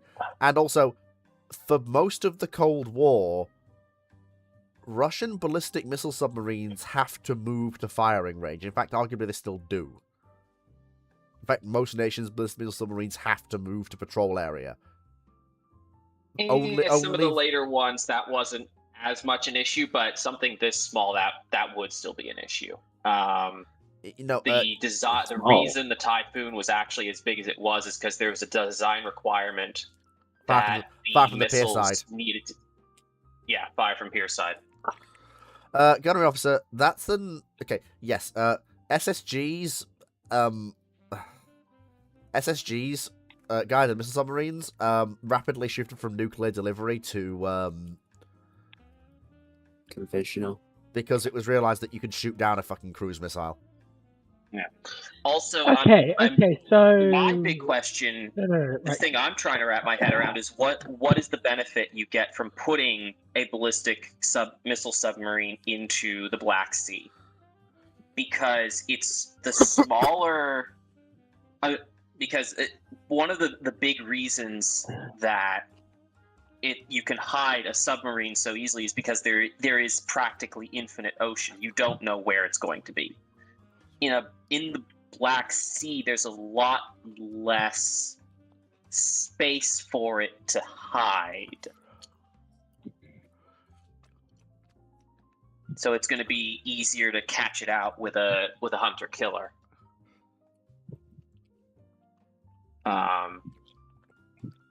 And do we really? Part of the think? reason. Oh, go ahead. Do we really think the US isn't going to go? Turkish-controlled Straits of the Bosphorus. Challenge accepted. Then try and sneak nuclear submarines in because come on, it's the fucking US end of the Cold War. They're not fucking stupid, Fleet. The Bosphorus at its shallowest point is only 60 meters deep. You're not sneaking a fucking SSN through there. Then how? Then did maybe they sneak a bunch of SSKs from You're allied not nations into sneaking there, but they'll do anything something. in there. the British If did? Istanbul is hostile. It's You're not entirely sneaking possible anything. that they do something custom designed. That's a little Maybe bit. we see the X-plane But hydrofoils come in a lot earlier also on some classes of SSK. Yeah, that's still not going to work. But I would point out that this also is also trying to do a moot point anyway, because the Russians aren't going to be building ballistic missile submarines for the Baltic. Black Sea, fuck. There's no point. It gives you no additional strike options. It gives you no additional deterrence. And okay, I just need to point some out as turrets keep talking over it. I've gone with Clark's help. We've figured out where the distinction issue is. SSK is used for hunter killers. Also, It is also used to dictate if it's conventional or not. It's used for both. yeah, And because no. an SSG is also conventional. Yes, but it's not an SSGK, is it? It's an SSG. Yes, SSG. And specifically, SSK in its first uses comes from naval procurement and authors not liking to use the term SS because SS just refers to submarine. It's a level of clarification below saying something's a submarine. Yeah. So by going SSK, you're going, it's a conventional submarine. Which then evolves into, okay, what's the job of a conventional decent powered submarine? For most of the Cold War, that's a hunter killer. So it becomes associated with hunter killers. It doesn't mean it is a hunter killer.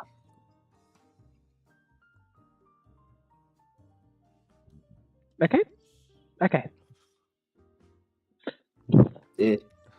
And for fun, I don't see why it needs to designate that.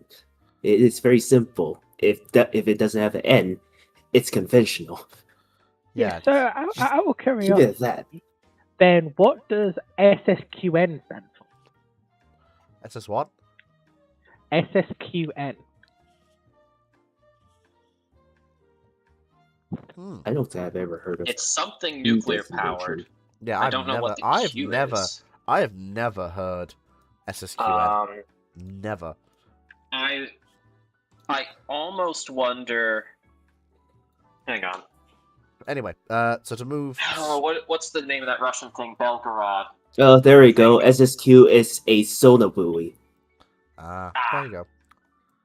Nuclear powered sonar buoy. Well, damn, what a shame. I'm unsure why you need a nuclear powered sonar buoy. all the power, I guess. Typical officer asks on Discord, what if the AGM standard arm doesn't cost that much per missile and is available in large numbers during the Vietnam War for seed missions? Do you think it'll turn the tide of war in the air battles over Vietnam and destroy most, if not all, of the North Vietnamese SAM radars and sites? No, because the tactics to use it aren't there. The US develops the wild weasel doctrine in the crucible that is Vietnam. They become the hottest shits at killing and suppressing air defenses because of the crucible that is Vietnam. It doesn't matter if you give them infinite standard arm missiles. Until they develop the tactics to use them, you're not going to get the same level of effectiveness. I wasn't finished. Because you started the next question when I was giving you the answer for what it actually meant for when I asked you about SSQN. I thought you already and then said... you just talked over us. I thought you already said that. You said it was a mine. No. That's what Moe said. I was going to give you the actual answer, then you talked over me. I didn't hear you start speaking, sorry. So, SSQN is an auxiliary submarine communications nuclear powered, and SSAN is submarine auxiliary nuclear. So, which is for a cargo submarine that's nuclear powered.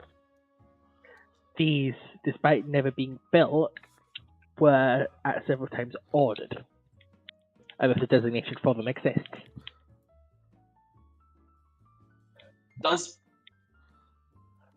Now you've got me wondering whether Belgorod classifies it as an auxiliary.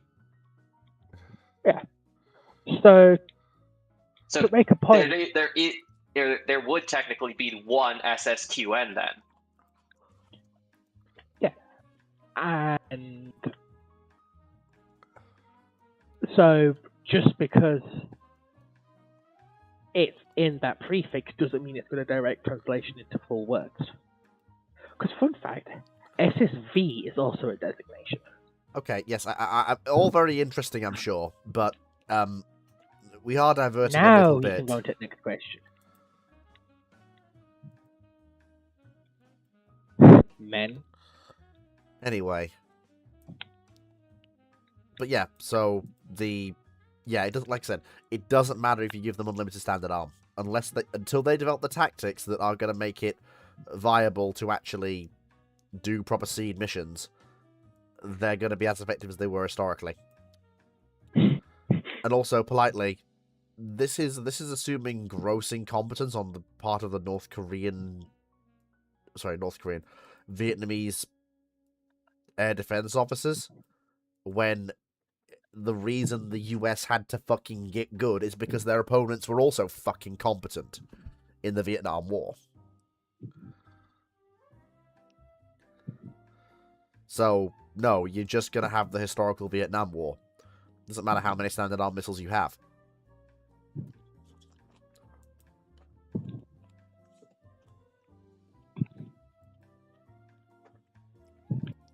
Anyone else have anything to add to that? Pretty much. The US might be you might give the US enough munitions to develop the wild weasel doctrine while the Vietnam War is happening, but that's not going to change much still. The air war was never the big factor in terms of whether the US comes out victorious or not. Yes, even despite US air power taking quite a lot more losses than expected, it still had air superiority. Yes. It's still bombing without care.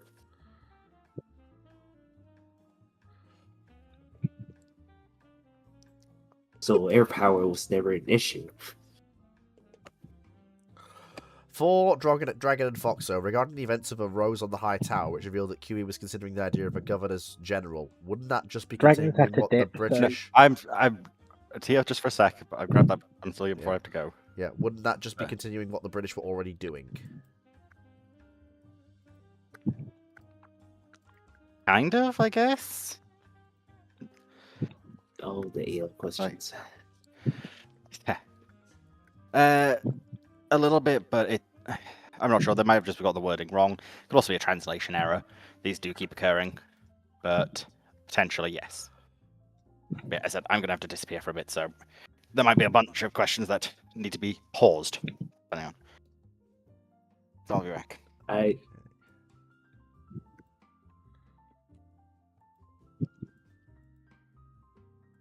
Okay, next question. What would happen? Tim Gunner asks, what would happen if the 1928 Paris Pact or the Kellogg-Briand Pact had a much more better enforcement mechanism to prevent war? Do you think you could prevent wars during the interwar period? Japanese and Italian invasion of Manchuria and Abyssinia as an example, and also World War II. So, I've never heard of the 1928 Paris Pact or the Kellogg-Briand Pact. So, let's have a look. What are these? Because I need to know what I'm looking at.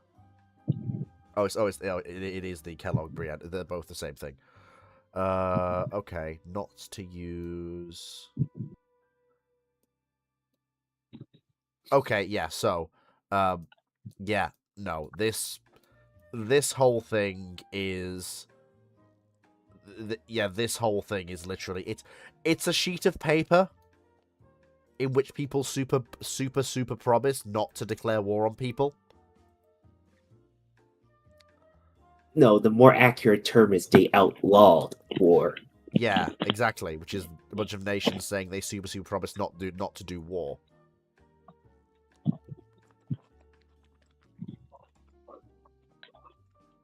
Man, as comes up with Abyssinia, laws don't mean shit if no one's willing to enforce them. Yeah, you would have to put in ironclad agreements, which, again, would be dependent on the powers that be being willing to actually follow those treaties, which they probably won't be. And at this point... Why should France commit to a total war? Because Japan... Why should France and Britain commit to a total war when Japan is invading Manchuria in 1929? Why do they care? Yeah.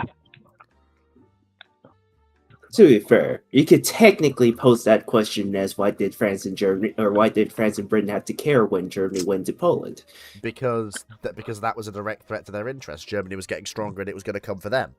Whereas whereas nobody in the West had even the faintest inkling in 1929 that Japan was going to do something as monumentally self-destructive as start a war with the Europeans over their colonies. Now, of course, it rapidly dawned on everyone that is the way it was fucking going by the mid-30s. But in 1929, that was well in the future. But it's also, of this, is America a signatory quickly? Yes. So, the two people who can functionally enforce this is the British Empire and the Americans. Do any of those two powers have the will to enforce it? No. No. Therefore, the agreement doesn't matter. Because France can pick up as much of the fuss as it wants. So can Italy, if when Japan goes into Manchuria.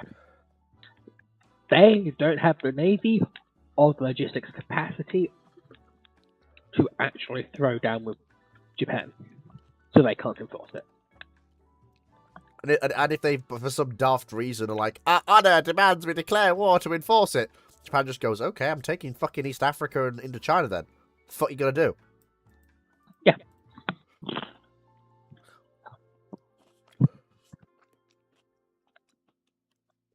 Except France goes into a war in 1929 without British resistance. Yeah, Japan in the late 20s could quite easily and with contemptuous ease leapfrog through the French-Chinese concessions, into French Indochina, through there into French territories in the Indian Ocean, then Madagascar, and then finally wound up in Italian East Africa.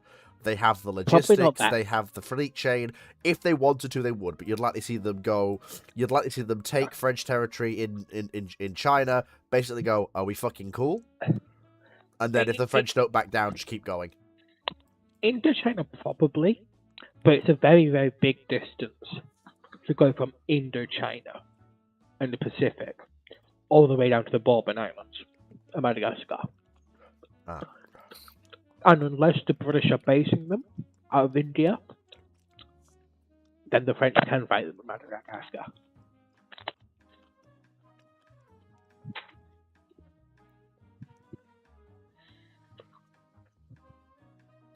There is French India. Bone Meal Boy asks, if the British had 4 Maltas upgraded along Midway lines, does the Falklands War break out, and how do they perform if the war breaks out? Basically, see the Red Fleet timeline, Falklands War, except we're going to have to alter the Argentinians to have their historical navy, in which case they just get slapped harder. The Argentinians are still going to roll the dice, because the alternative is die quietly and be overthrown, or perhaps not get overthrown and maybe win. Remember, the Either that Argentinians... or the Maltas are one of the things that the Thatcher government decided fucking can. Yeah, but remember, the Argentinians go in not because they think they can beat the Royal Navy in its totality or the British in their totality. It's because they think the Americans are going to back them. And also, quite frankly, even if they think the Americans aren't going to back them, for the military government of Argentina, if they don't do the Falklands Gambit when they do it, their overthrow is less than 6 months away, and they fucking know it. Yeah. Well, I mean, the primary thing the Argentinians was planning on doing this when all British presence was out of the South Atlantic. Yeah. See, Donis, it's not as unrealistic as you think. Bear in mind that the British completed the 3 Audacious class post-war. If you just decide that you're not going to build the Audaciouses and replace them with the Maltas, and you keep there are ways you could do it. And what you ended up with is instead of a menagerie of different carriers, you end up with 4 Maltas. You probably don't get the Audaciouses, you just get 4 Maltas. You don't spend money rebuilding Victorious. Yeah. There's a lot of money savings from this. But it's still not going to be enough. What you don't get is you don't get CVA-01.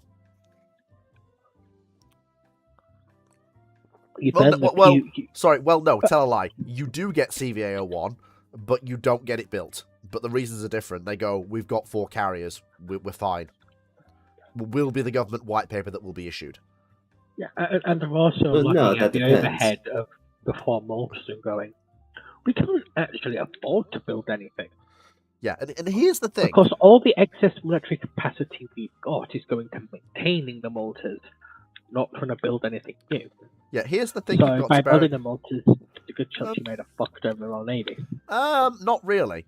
If you think about what the Royal Navy was looking at historically, what they operated historically. So you've got the Audacious class, you've got... Which were bought and paid for. Yeah, but it takes them ages to enter service, and that's extra money that has to be spent to do that. They cost... The Audacious have to be paid for double. Maltas can be paid for single. Which is one thing. Secondly, in terms of operating cost, you're not looking at that much difference. If you bear in mind that you're looking at an active fleet strength of 2 carriers, probably, with the ability to surge to 3, and if you're in total war, get all 4 up and running, eventually, with a crash program of training for air wings, you'll have probably 2 full air wings ready to go at a moment's notice, and probably a 3rd training air wing that you can surge if you need that 3rd carrier. So you're not looking at 4 air wings and 4 carriers, you're looking at 2 air wings standard with the ability to surge a 3rd for a 3rd carrier. Okay. So you've got increased crewing cost. You've got quite a bit of increased crewing cost. That's the same as the Royal Navy had historically. They had 3 carrier air wings for 3 Audacious class carriers. But they kept them all operational. Yeah? No. Bigger ships with bigger crews. God no. See, if you get the Maltas, you don't get the Audacious class. Simple as. That's a big row. And it's Do you need arguably 3 Invincibles fleet? No, I said if you don't. I said if you get the Maltas, you don't get the Audacious class. No, it's just you keep saying 3 Audacious, and I'm like, 3? Yeah, that's how many there were.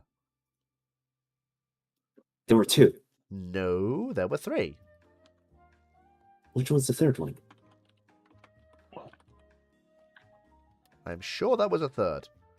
Because I'm thinking Eagle, Ark Royal, but what's the third one? I'm sure There were 3 Invincibles. I'm sure there was a third British carrier that operated alongside Eagle No, and I Ark Royal. think it. Well, no. So you had Eagle and Ark Royal. What was I'm sure there was a Yeah. third carrier. You had HMS Eagle RO5, HMS Ark Royal RO9, HMS Eagle cancelled in 49, HMS Africa What the the fuck fourth am I thinking? was thinking of- cancelled in 1945 and reordered as a multi-class. So Am they I- actually I'm built just 2 of them. saying. So you're going from 2 carriers to 4 carriers, which is a lot of fucking money. Where is the fucking third? What am I? Where's the? Hang on a minute. Where's Victorious? There's 3 Invincibles. Where's Victorious in all this then? Victorious is not an Audacious. What's Yeah. She's an illustrious.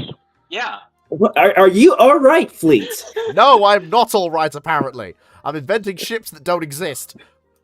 Apparently, I'm very far from Well- all right. Like, I mean, No, that would be a Victorious very, exists. very useful He's skill just if we not could an get you into the Audacious. naval- It's the like design Victorious offices, is but- an illustrious class. She Okay. was built in 1940. Okay, so we have. The thing is, we have mass we can bleed to get these ships, especially in the early part of the thing. And if they're bedded in, that capability shapes budget, and it also shapes procurement, especially for the British. If you've bedded in 4 Maltas, you're basically looking at chaffing a lot of the fleet earlier. So, but anyway, we're gonna get sidetracked. Anyway, so we add to the bit about the Falklands War. They get shafted, pretty much. Job done. If we don't move on from this One question, built 2 U-boats. Yeah. You've put a just significantly more interesting whether larger it- economic weight on the Royal Navy, not which means they don't get a lot of their newer stuff. no, I don't think Because you have. the advantage of the light fleet is that the light fleets are incredibly fucking cheap to maintain and operate. They were incredibly cheap. No, The but where- Maltas aren't light fleet carrier cheap. Yes. And you're going 4 instead of 2.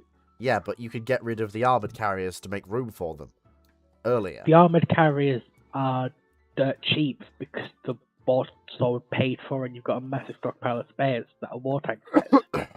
But I think So I you think can you're- keep them running on boneyard specs.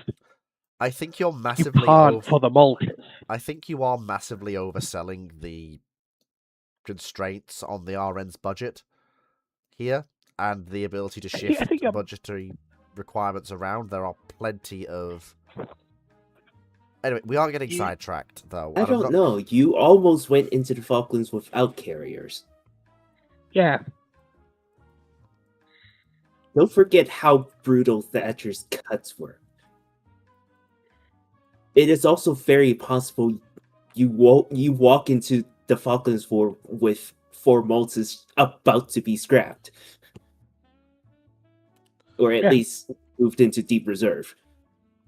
Or maybe 2 of them already were, and the last 2, Thatcher's finally cutting them out, and you were very lucky to the Argentinian attack. maybe we- early. we'd heaven have knows, to- if you've got all that money tied up in maintaining the carriers, you might be sending them down with an obsolete air wing because you've at least partially obsolete air wing.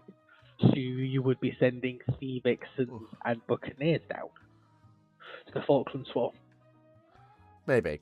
But it's impossible to know without knowing what's changed to enable this to actually happen. Yeah. Yeah, pretty much. Typical gunnery officer asks, what's your opinion on the F-106 Delta Dart? Do you think it's the most sophisticated fighter interceptor at the time, since it has an onboard computer that can literally fly the aircraft into the target with just a few pilot inputs? Even with sophisticated tech, do you think the F-106 is still inferior to the UK Lightning as an interceptor? Okay, first things first. The F-106 and the Lightning, they're both interceptors. But the difference in capability and role between the two aircraft could not be wider. The F-106 is a patrol interceptor, designed to be aloft for hours, covering large swaths of NORAD's defensive grid. You're talking thousands of square miles of airspace to patrol. A need for decent endurance, and a need for the pilot of a single-engine aircraft to be able to fly that aircraft easily, and, if necessary, for the aircraft to fly itself so he can rest, take his hands off the controls, and, do that sort of thing. The Lightning is a point defense interceptor. I'd argue it's a surface-to-air missile that returns after engaging its target, if you want a better analogy. No. There's a better analogy than that. The Delta Dart is your BF-110s, your night fighters and your interceptors. Your Lightning is your ME-163 Comet. You go up, and you come down in a matter of 10 minutes. Or you die. They're not comparable aircraft. The F-106 was a fucking marvel when it was built, though. No denying that. Talk about the Lightning. But they're different horses. Most important thing about the F-106 is it's firing nukes at people. That too. Then again, so could the Lightning.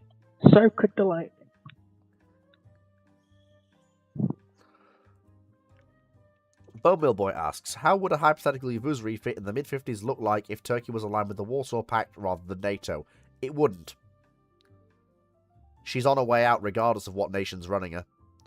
She's life expired. She's had 50 years of service. She's life expired.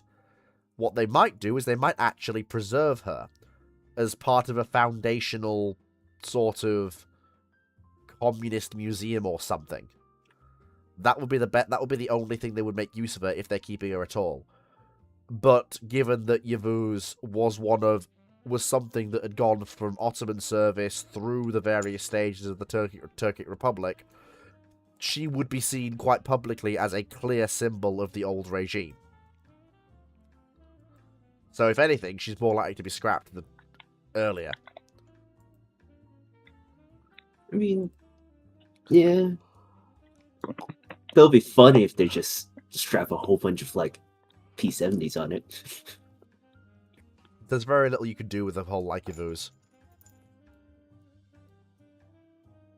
Very little. No, just take everything off and put on about a dozen whatever anti-ship missile Russians have. Brandon Larson asks, for the panel, it is 1945. You've been tasked with designing a battleship for either the USN, the Royal Navy, or the Soviet Navy, with a maximum displacement of 70 to 85,000 tons, armed with up to 18-inch guns and a top speed of 34 to 36 knots. What is your design? I'm not pushing anything. I'm sorry, we're not pushing anything that big through the water at that speed. Not in this era. It ain't happening. You'll get 31 knots and you'll like it. Maybe 32. You're not getting anything faster than that. It's not happening. But Chinese are doing It it. says maximum displacement, so in theory we could go under. It doesn't say we have to go up to this. It's a bunch of up tos, but we can choose to go lower. So I think it's a lot more open ended than that. I mean, if I'm designing something for the, I suppose I'll take the devil's advocate. If I'm designing something for the Soviets, I'm basically gonna warm up Sovietsky Soyuz like they did historically. Make revisions based on wartime experience around what a battleship needs to survive in an air threat environment, which is basically what the Russians did, and then build that. which was honestly the mature plan and the sensible plan the Russians had. If we're going to have battleships, that's the way to do it. Building a 30-knot post-war derivative of the Sovietsky Soyuz design. Project 24. My question would be, what are we designing this to do? Well, Is this just personal preference? Probably personal preference. See, I don't know what the Soviet needs a giant battleship for. This is why I'm not designing a giant battleship. I'm basically going, if I have to build a battleship, I'm warming over Soyuz, and I'm building a capable, fairly conservative, fast battleship. 30 knots, 9 16-inch guns. Basically sticking with the 16 because a lot of the design work has already been done, and the test barrels have already been forged and fired. So that long lead item is already in hand. It would be fairly simple to restart construction of. I'll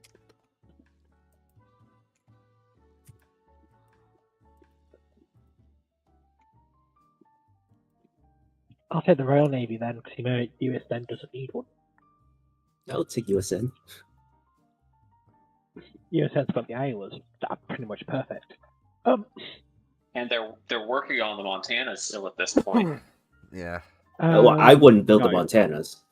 I mean, I fully agree with you. I'll tell you what. I'll tell you what. This is a good catalyst. Let's assume that the ship that I've built, so 30 knots, 16-inch guns, armored to resist its own guns at normal battle ranges, has been laid down, and you have information that the preliminaries for laying it down have begun. That's your, as the West, that's your threat axis, because that kind of sharpens the focus a bit. So, as the Royal Navy, politely, I ignore you. I ignore it. That is the correct response. I'm building a capital ship. I'm going to look at the actual threat, which is going to be the cruiser swarm. And I'm going to be looking at what's been my successful heavy surface combat escort. And I'm going to look at for now at the KGBs. And I'm going to know, I've got Vanguard on the way. I've also got a lot of spare 15-inch 42s. Especially with the older ships bowing out of service, the QEs, the Rs. And Vickers have the triple turret working for the 15-inch 42. I'm building a 34-knot, fully armored battlecruiser with 3 triple 15-inch guns. That is a really good way to do it. I'm going to give it an American-style secondary battery layout. Preferably with a mixture of the long post-war 5.25 and the 3-inch fully automatic. And I'm going to give it your standard. I'm going to give it a 14-inch armor belt. That's the same as Vanguard. And I'm going to give it about a 6 to 7-inch deck. Because quite frankly, if anything's getting through that deck, then either the carrier this thing's helping to protect is gone, or it's been hit by something like Silkworm. In which case, if you get hit by Silkworm, your battleship's fucked. You're basically armoring yourself against things that armor can protect against, and not trying to protect against things armor just is useless against, which is the sensible thing to do. I'm basically creating a smaller but faster 15-inch armed Iowa. Yeah, I'm creating a backstop to the cruisers. My whole thing is, if the cruisers encounter something they can't deal with, they can fall back behind whatever I'm calling these Project 24s. But the Project 24s will still have 30 knots of speed that, if shit against most capital ships in the West has that aren't the Iowas, I can withdraw in good order. And against against you, with what you've built, if I'm withdrawing, you'll also withdraw because I'm technically the more powerful ship. Yeah. Well, if you've come out to play, my carrier's sunk. Yeah, basically. Or if you have somehow got past the carriers, I would have a minor allocation of 15-inch nuclear shells. Yeah, there are ways. Okay. That would just last you. Okay, United States Navy, what do you got? Iowa's. My opinion. My opinion is very simple. Assuming your project isn't just yes, Kentucky and fucking whatever she's called, the sixth Iowa. Illinois. Yeah, I mean, well, if I have the option to build something bigger, then might as well, right? But the biggest thing I'm going to do is just add an extra turret to an Iowa, change out all the secondaries to 5-inch 54s, and voila. Make sure to keep up the carriers. I mean, at that point, just build Long Tanner. Just build 32 not Long Tanner. It is basically Montana. Oh, I'm saying basically build Montana. Man is basically building Long Tanner, the world we live in. Because there's no other point to this other than, as long as it could keep up the carriers and maintain as a task force guardian. Yep. That's all the U.S. needs. That way I could throw all the 35,000 ton treaty battleships into deep reserve and just turn them to museum whenever time arises. That way I'll have maybe a cycle of I mean, it would be great if I could build 4, but to be fair, I could probably stick with 2. And then just have these guys and those 2 in the Iowas just cycle through its cycle life. If I can get 6 ships, I would like 6 ships. But I'll settle for 3. I must admit, I'm probably only getting at most 2 of these ships. Yeah, they're only. Can I explain my maximalist? Can I explain my maximalist and minimalist build aims so you can understand and the audience can? So, I want 6 because I want 1 in the Black Sea. I want 3 in the Baltic, and I want 1 either in reserve or in the Baltic / Northern Fleet, because, the canals exist. I can move between those 2 oceans by this point. Yes, the canals do let you move that level of capital asset between the Baltic and the Northern Fleet, and they do work on them during the Cold War. I mean, with something like this running around, I'd be surprised if they don't expand them even further. But if I only get 3, I'm basically concentrating it all in the Baltic until the expansion of Northern Fleet really takes off. And then at that point, they're all concentrating in Northern Fleet.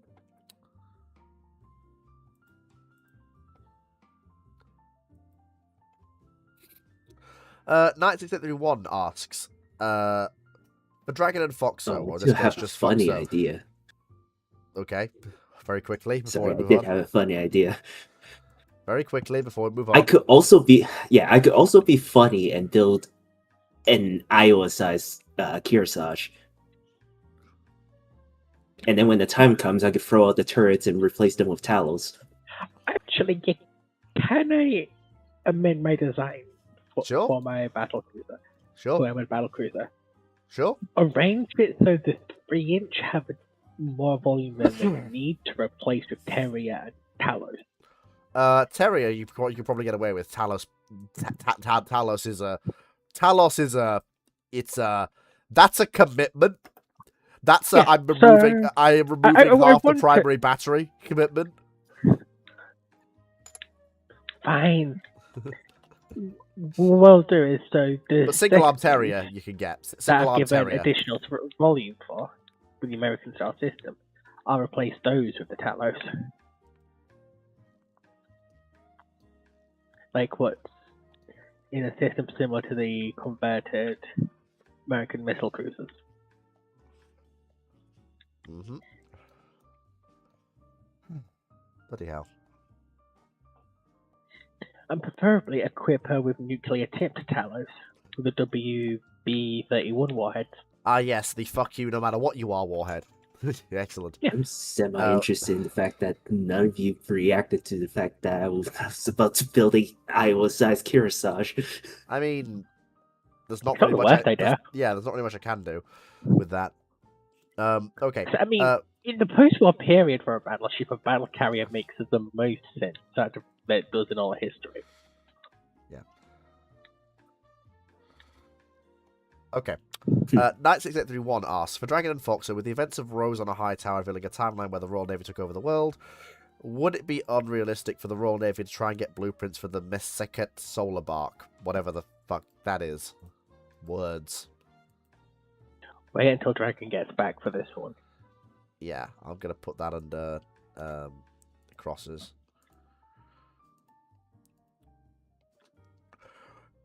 Might I just suggest, Knight, that in future, if you do want to ask AL questions, the better time to ask them would probably be during brew ships.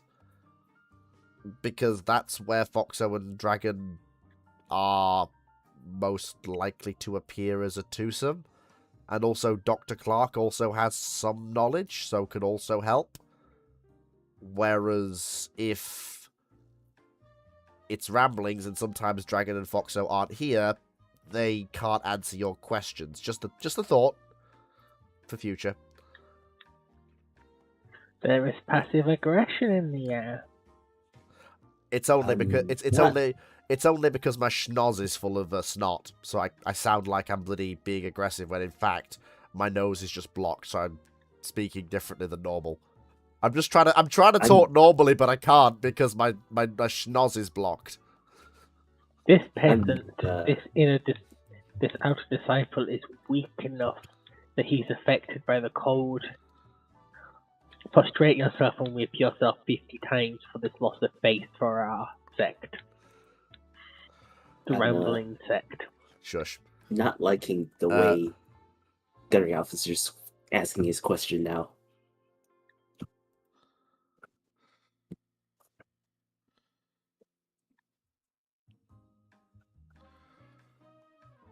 Oh boy. Typical Officer, relate to question 4, do you think the F-106 performance was hampered by the Delta Wing design and also the lackluster weaponry, the AM-4 of the Genie rocket it carried made it a bad interceptor unlike the Lightning? We literally covered the F-106 versus the Lightning, but just to really quickly go over it again, the Delta Wing was basically the only way to get the performance they needed versus the range they needed. And also, consider when the F-106 and the Lightning are in service. June 1959 for the F-106, and I think it's slightly earlier, if not, or slightly later for the Lightning. This is the very early era of air-to-air missiles. The very early era of air-to-air missiles. The AM-4 was the first air-to-air missile operable within the US Navy. Falcon. So, yeah. So consider this, the Lightning entered service without missiles. In its early service, it is a purely gun-based interceptor. I think my big question comes down to, why are you calling it a bad interceptor? What is the premise of this question? Because I'm having a feeling this is going back to your older question back in the days where you're really trying to hint at something here.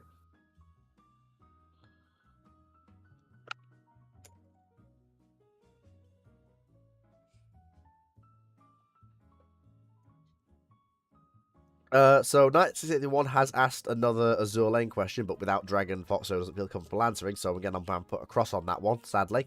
So the next YouTube question is Yakub Vanik 7250. What a name! Get that man a t-shirt. Yakub. After the Torch landings, the Axis choose to abandon North Africa and try to evacuate their troops. How well would that go, and how does the war in the Med look if there's not a Tunisian campaign? Now, bear in mind, as the trap did close in 43, the Axis did have to evacuate what troops they could. And it was a bit of a rush job. But if they start abandoning North Africa after Torch, as long as they do it in a gradual process, there's no reason they can't pull it off without any real risk or problems. Rommel will still have to play rear guard action against the against both sides, coming in from against both. Well, it'll mostly be Montgomery. Slowing down Montgomery is the key point. Because the front line's already there. That's where most of the troops is. If Rommel's immediate reaction is to get out of North Africa the moment the Americans land in Torch, then he could have a scrap force ready on that side of the front and wait for the Americans to arrive. It'll take them a while. It's Montgomery that's really up their ass at the time. That's the rear guard action you'll have to fight against. But if yeah, go for it. No, I thought you were done. You're not. Go on. I was just mostly as to whether if the Italians have enough auxiliary tonnage to get they have Africa Corps out quickly enough. If they start in 42 and they just make it a withdrawal and they don't rush it, they can do it. They can absolutely do it. They've just got to phase it into normal convoys. What assets do the Royal Navy have in the area at the time? They have the standard assets. This is why I say it has to be done normally. It can't be, and it probably will be done normally. It can't be a massive withdrawal, because that will literally bring Force H and the Mediterranean Fleet coming. That'll bring Force H in, and because functionally, the North Africa force and the Rommel is in a situation where, if they actually start retreating, the British are going to take that as there's blood in the water on land, and Montgomery's was planning before when the German line broke to full send it to Tunis. If the Germans do start pulling out, and it's noticeably pulling out, Montgomery gets told to full send it. And if the African campaign ends with Royal Navy full sending it, most of that force doesn't make it to Tunis to get out. Now, if they leave via other ports, that's another thing entirely, but it's still going to be shit. But here's the thing. Here's the thing. Sorry. And so you run into the issue of the British actually have fuel. They have the strategic initiative, and they have the mobility initiative. And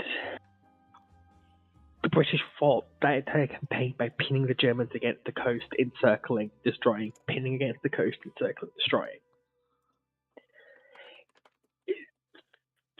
Rommel gets lucky that a majority of his fighting force repeatedly manages to slip out of those nooses. If he starts retreating and will never get caught by one eventually, you're looking at a Dunkirk-style evacuation from North Africa. Except it's not the Royal Navy coming to pick you up, it's the Reggio Marina. It's basically got to be handled slowly, carefully, and with as little sign as possible that it's happening. So you need to have it so that convoys that come in with supplies sail out with troops, and you try to make it as not obvious as possible. Only until the last possible moment do you give way. That's you've got to try at least. It's probably not going to work, but you've got to try. Yeah, because the issue is the North Africa force at this point is starting to hold. The British realise they're running out of themselves, so you start to pull men out. The force in southern the North Africa, the British front buckles, and that's when Montgomery fucking sends it. Arguably, to pull out, what you need to do is ship more men in from Italy. Oh boy, that's gonna go well.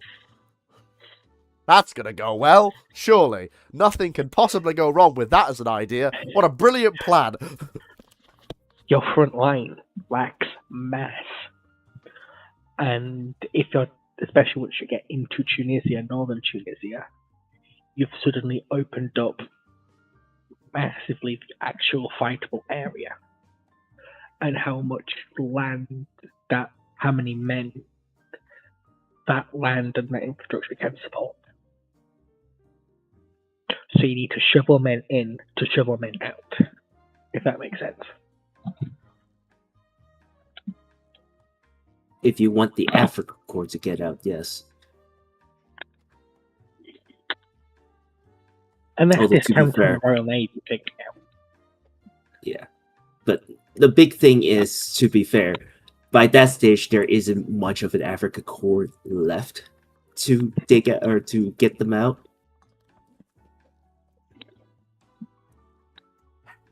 Okay. So, honestly, yeah, it's probably not going to be too different from what we saw IRL. It's just mostly a question of you're probably going to have more Italians fighting off rear guard action as opposed to Rommel constantly firefighting between the two fronts, between the US Second Corps and the 8th Army. At least until he get recalled. Okay. So I've just read the next question, and you'll see. You'll see. Oh, God. Typical gunnery officer asks, do you think the Oh, UK boy. Lightning with RAF pilots could do a better job of shooting down MiGs over Vietnam than the Phantoms and the F-102? Since the Lightning is No. probably the best fighter of its time, and RAF pilots are better trained at dogfighting and improvising during air combat, unlike US pilots who lacked the training at dogfighting and relied too much on the missiles. Apart from everything involved in that statement being wrong, bullshit, or outright lies, for one thing. Secondly, the Lightning is not a fighter, it's an interceptor. RAF pilots were not significantly better or worse trained than their US counterparts. The reliance on missiles is a myth, and it's a myth that's been squashed numerous times by myself on the panel and others. The Lightning is not the best fighter of its time. I'm sorry, that honor goes to fucking MiG-21, if we're talking in-service dates. When MiG-21 entered Not service in true. 1959, it is the best fighter aircraft in the world. Lightning is a very, very specialized design. It does one thing. It does it really, really well, but it does one thing only.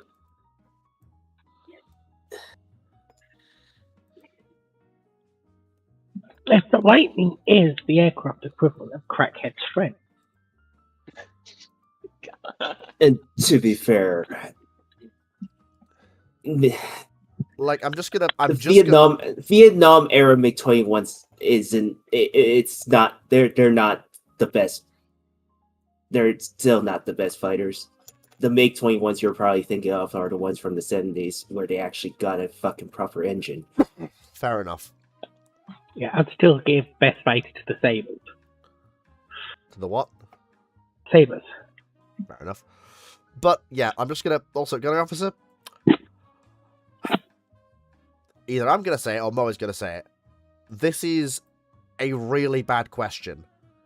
It includes numerous myths and flawed assumptions. It's deliberately biased in the worst way possible.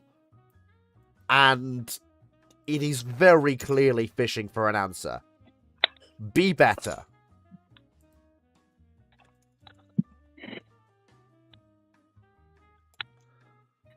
And besides, Fleet, you say MiG-21 was best aircraft of this period. I say Jaguar. We are not the same. Wait, Jag is fucking 2 decades later. Interestingly enough, I would be. I am going to be the weird one out. I think the Mirage 3 is by far the best in the 60s. Knight, Hmm. let me squash this. Knight, USAF aircrew were trained in dogfighting. They absolutely Not Knight, were. typical gunnery officer. No, Knight is You're reading them from the No, wrong nice question. on YouTube. Oh. No. This is a myth and it needs to die. USAF aircrew were trained in dogfighting. But they were trained by instructors, some of whom were trying their best, and some of whom were teaching them by the book to beat them. Not to be adaptable, not to be flexible, not to fly on their instincts, but to fly by the book a certain way. The training was somewhat flawed, but to say that they were not trained in dogfighting is a gross miscalculation. It's just fucking wrong. Yeah. Like, to play devil's advocate, the only way to interpret them as not being trained in dogfighting is if you interpret it as they're not trained in the right. They're trained with some very wrong ideas about dogfighting. Especially the reliability of early missiles. But that is a radical difference from what has been stated in the question. Yeah. Hence, devil's advocate. You could argue that they weren't trained properly to a very limited degree in dogfighting because they were trained for equipment that wasn't what the training manual said it was. Knight, for fuck's sake, did you even listen to a fucking thing we just said? We literally just said that they weren't... Someone else please fucking deal with that, because I'm just... What is the point of Can you even read what he opening my said? mouth? He says they Can you weren't... He says, quote, they weren't trained as a World War II ace Robin Olds had to teach the USAF wing how to dogfight, which literally ignores everything we just said about inflexibility, training, and... Honestly, the entire thing with Robin Olds is also another controversy in terms of if it was a good thing that he did what he did. Yeah, because Robert Olds is the whole they needed to bring him in for deflection shooting, wasn't it? Well, no, not just... No, the primary thing is that there is this argument whether if Robin Olds' argument for a gun on the Phantom is a good thing or not.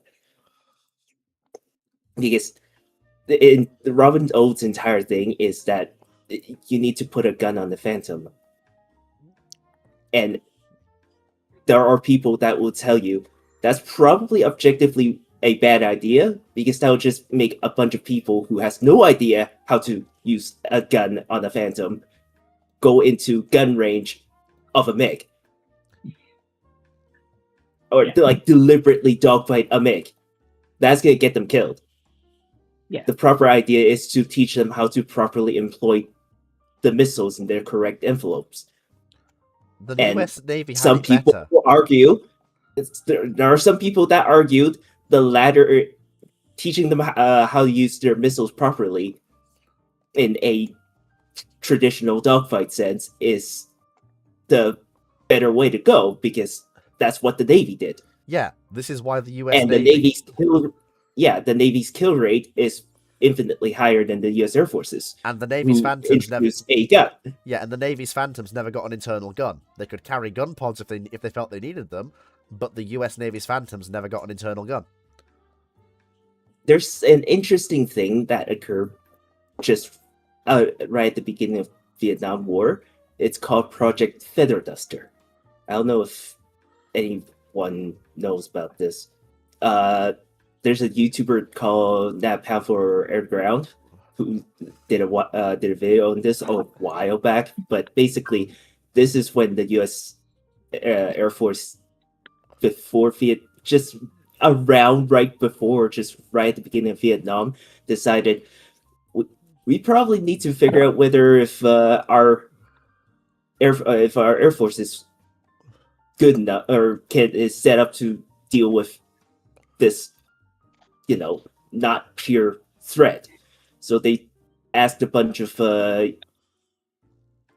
U.S. National Guard sabers to go and dogfight a bunch of U.S. Air Force aircraft, including Starfighters, Phantom, Super Sabers, and all that kind of stuff. And I watched this video a while back. I don't fully remember all the details, but basically, the U.S. Air Force pretty much came to the same conclusion of, oh boy, we should probably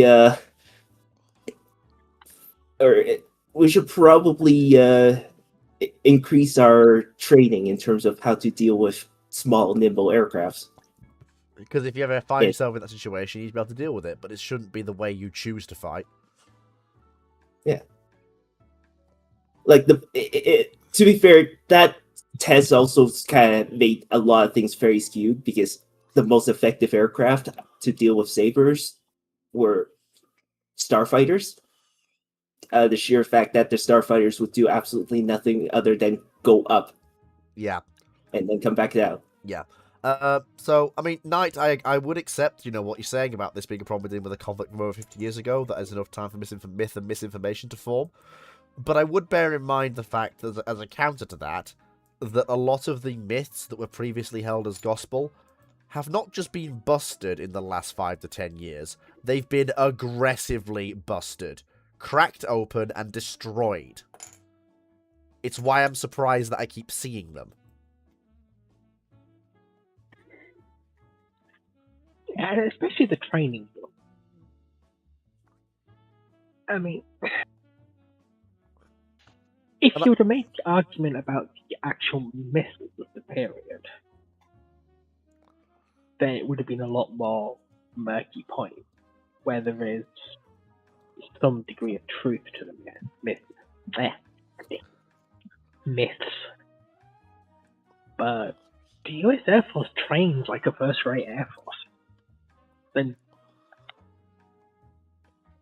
trained arguably better than the RAF did. It's just that they were trained. They didn't. They hadn't fought a major air conflict since Korea, and aircraft had changed radically since Korea. And by the way, and a really big thing about the whole Vietnam Air War thing that nobody ever says or talks about this.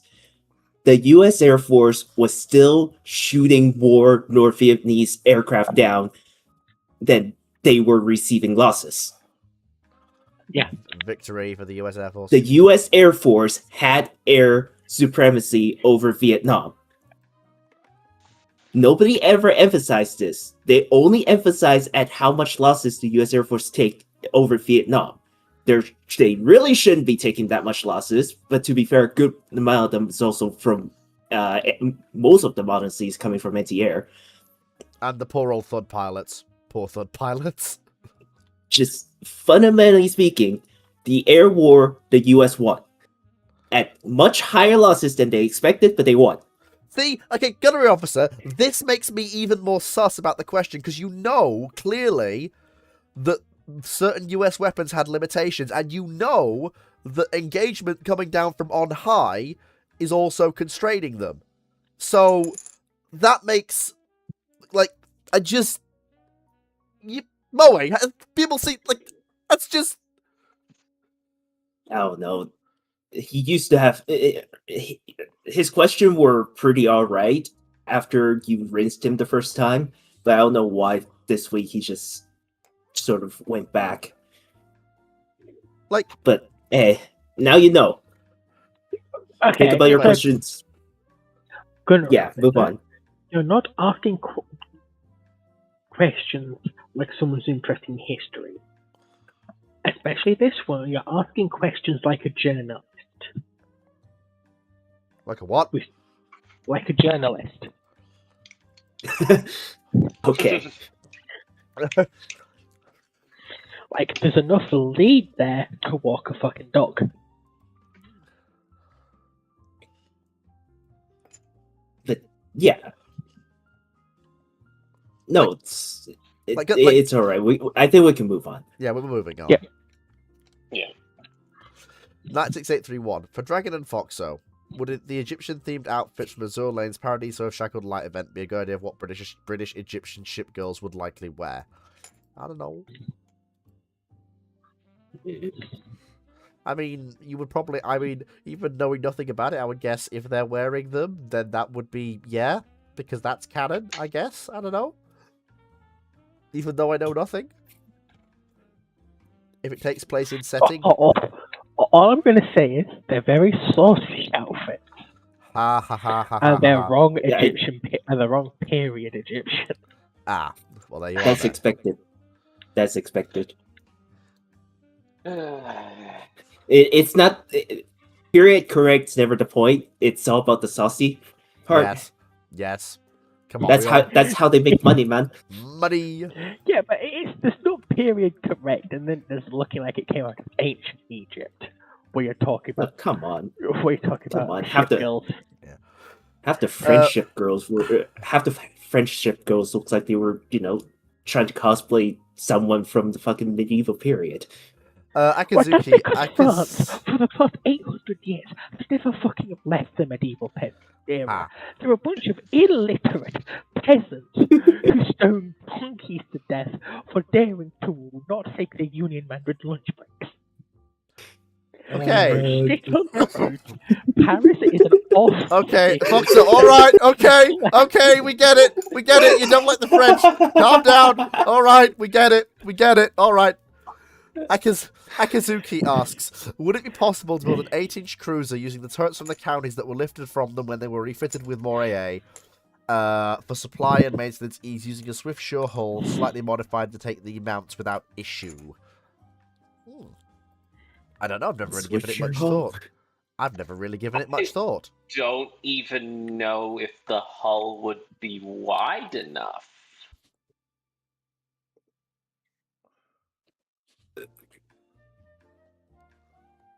Catches? Which Swiftsure is he talking about?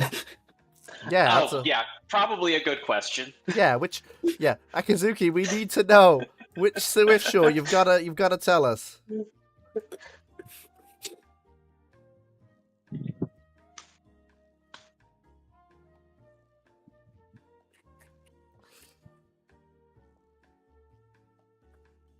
Bugger. Well, damn. That could have actually been really interesting, but oh well. Was she? I mean, I guess. Oh, she was a Minotaur. So yeah, the hull is big enough. I mean, we're presuming he's talking about the Minotaurs. Well, there's no other Swift Shore in the Royal Navy during the Second World War. Wasn't there also one just post-war? That is the Swift Shore we're talking about. She commissioned in 1944. I could have sworn there was one using the twin 6-inch mount. The only ships that ever carried the twin 6-inch mount was Tiger. The Minotaurs as built were expanded towns. Sorry, they were small towns. I bet they expanded town to the Neptunes. So you're talking about a ship that's going to carry, if you're using a Swift Shore hull, and you're altering the mounts to take the twins, that gives you 6 guns. I mean, congratulations, you've built Super Exeter. Yippee. But better armored.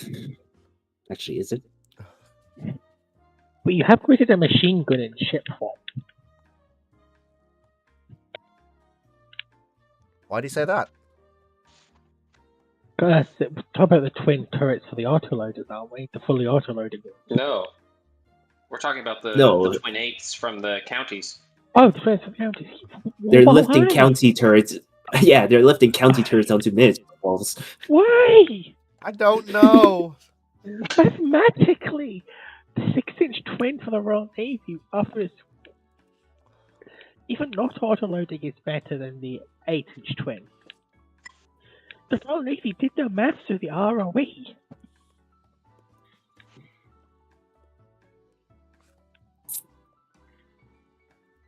And post-war, 8-inch go bye-bye. Yeah. Yeah. Seneca Nero asks, in which era is the difference between the high and lows of naval power the biggest? Compare the USN to some random African navy and then the Royal Navy to some random future colony. The current era we're in now, you can have a navy that has a set of patrol, as like a quartet of patrol boats no larger than 80 tons each, as its force for patrol, and then you have the United States fucking Navy with 10 super carriers and nearly triple digits worth of fucking nuclear attack submarines. Like, the era in which the difference between the highs and lows of naval power are biggest is now! I would like to put forth a counterpoint, and that is early 16th century, when where the majority of states are running around with a couple of galleys that include about 20 men, can carry about 40 people. If they're lucky, they may have a single bronze cannon on them, right? Right. When the Portuguese are going up with full transatlantic carry with 60 bronze cannon equipped with boarding parties in full plate armor, and they have guns. I Should I mean, mention that a majority of navies didn't have firearms in service at this point, Oh boy. and then see them actually in combat, where singular Portuguese carracks are looking at entire fleets and going, bet. are we? You, the Sultan of Gujarat. I am really, really glad that Dragon is back for the next question, is all I'm going to say. Like, the jump between a small galley and a carrack is massive. One has gun, one doesn't have gun. Are we count? Can we count First Nation and Polynesian canoes as Navy? I suppose so, technically. Because I think that's a much more interesting power gap between a first rate and a First Nation canoe.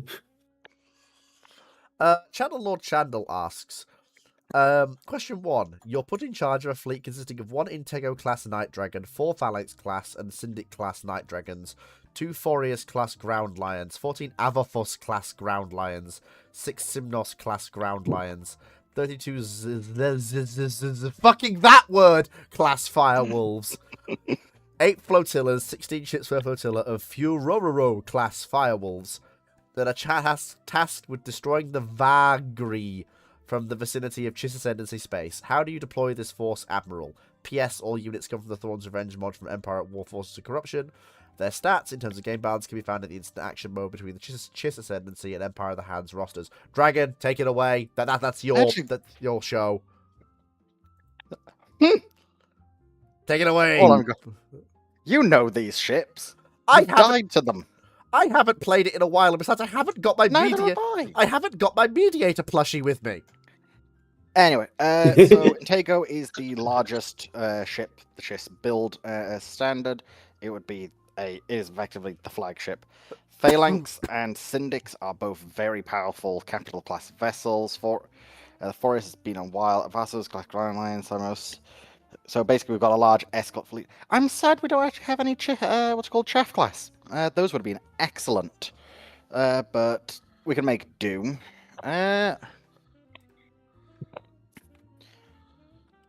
The Vagri are pirates, effectively. One of the main things they do is go around, loot worlds, capture their people. One thing they're actually quite well known for was that in certain versions they would put people on the outside of their hull and use them as shields. Basically, if you try and attack us, you kill your own people. Was a tactic they did. That's brutal as fuck. Yeah. So what does Eldar do?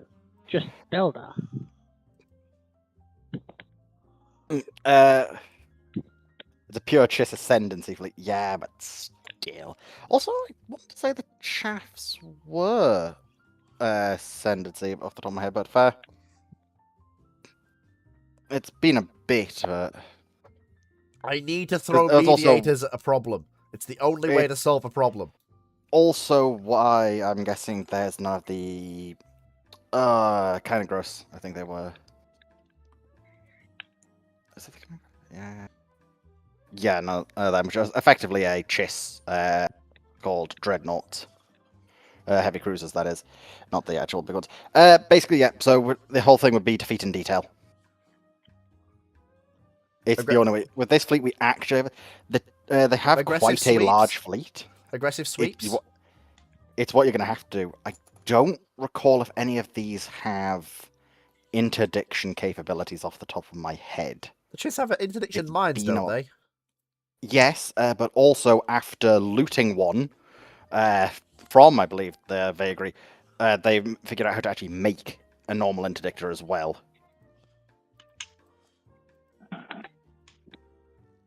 I said, some of these ships, it has been some time, so I can't give full things on them. Others I do remember quite well. Stuff like the Intego, Phalanx, the Syndics, etc. But, yeah. And honestly, this is going to sound awful, but go with Thrawn's plan. Radiation bombs. He had a plan where he managed to capture the bulk of their fleet in an interdictor trap, and then had planned to use penetrating radiation bombs. So these bombs would be launched, breach the hull of the vessel, and would fill it with radiation and just kill everyone on board. Knight, I sadly do not have a mediator plushie. I would love it if I had a mediator plushie. About as tall as me. I would love a mediator plushie. That would be just lovely. A mediator plushie as big as me. But yeah, basically that's going to be the problem is I can't exactly guess how they'll react. Some of them might split off, is the biggest issue. So one thing that'll also be good is the breacher missiles are weird. In comparison to normal missiles in Star Wars, they are actually a incredibly concentrated acid. So even if you destroy the missile, you haven't destroyed the acid. That will still hit your hull, and it's designed to weaken armor and ruin sensors. So yeah, basically that's going to be the main thing. Hunt down various groups, and I said, go full war crimes against the actual fleet. They're pirates, they're slavers. I have no remorse for them.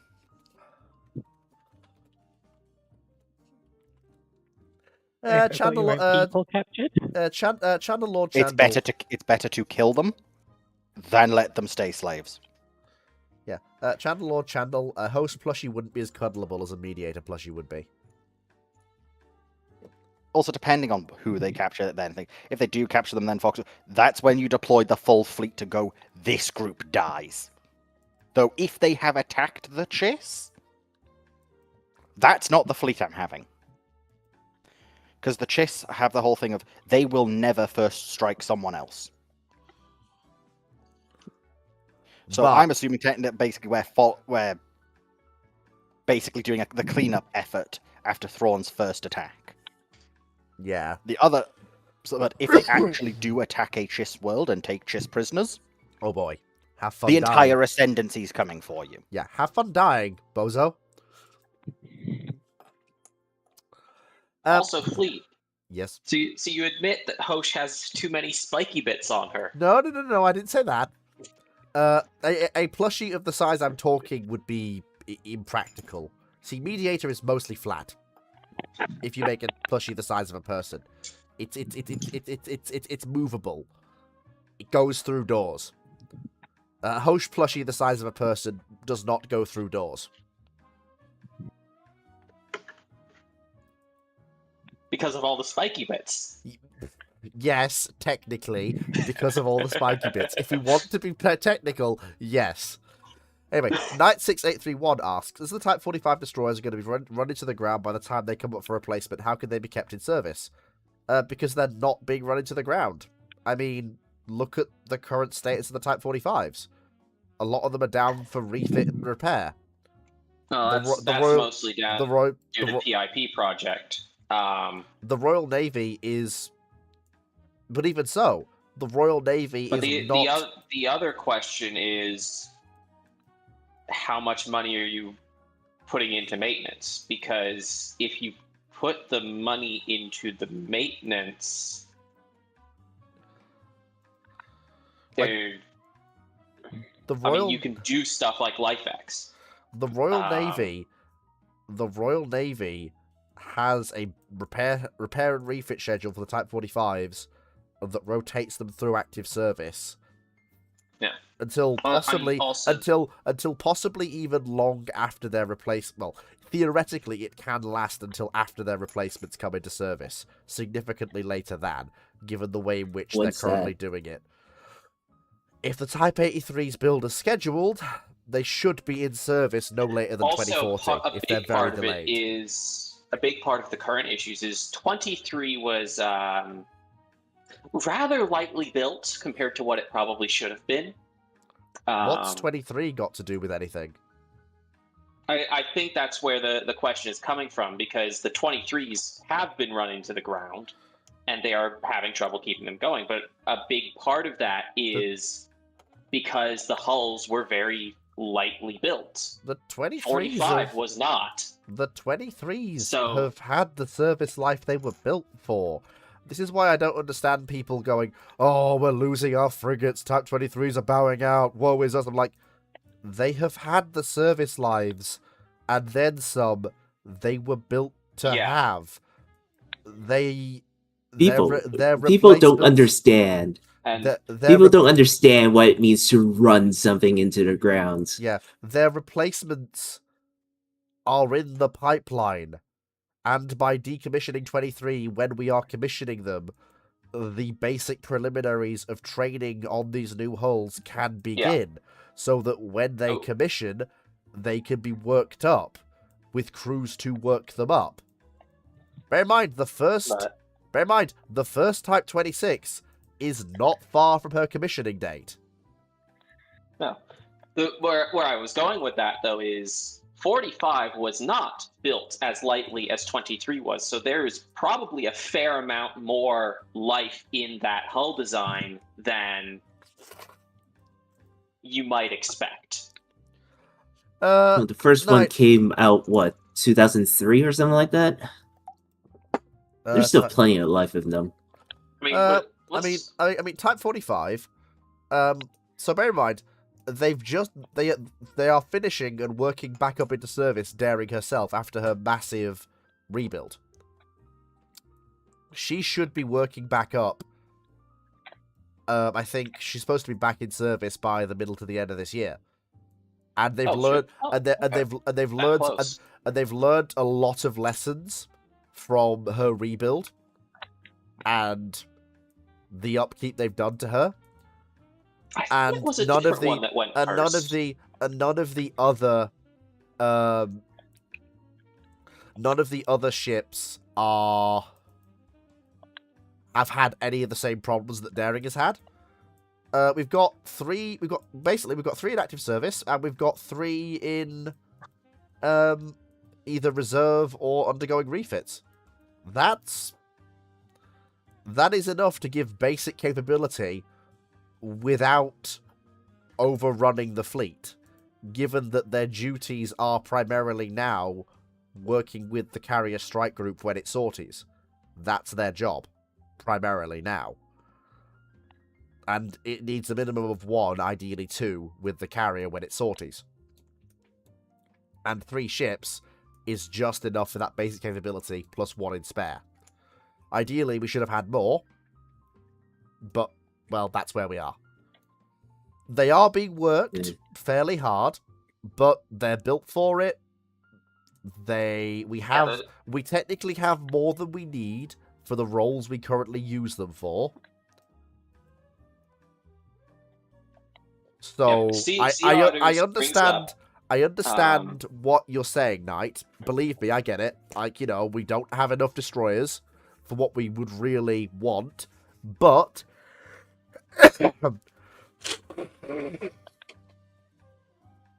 for the absolute bare minimum essential roles that we have to have these ships for, the absolute bare minimum essential roles they have to fulfill, we have enough ships to not run them into the ground. So I don't know what the design life of Type 45 is supposed to be, but Sea Daughters brings up 23 was only designed for 18, and most of them are pushing 30. Hey, it's all right. Yeah. It could be worse. It could be the Halifax. Where I'm going with this is, given the modern design priorities of the Royal Navy, I highly suspect the Type 45 had a service life, a design service life of probably at least 30 years. So you could probably push them well beyond that if you have to. Bear in As mind, the Canadians have demonstrated. I really don't think bear in that we're mind, going to get to where we are with 23 with 45. Yeah, remember that 23 was predicted to have a shelf life of 18 years.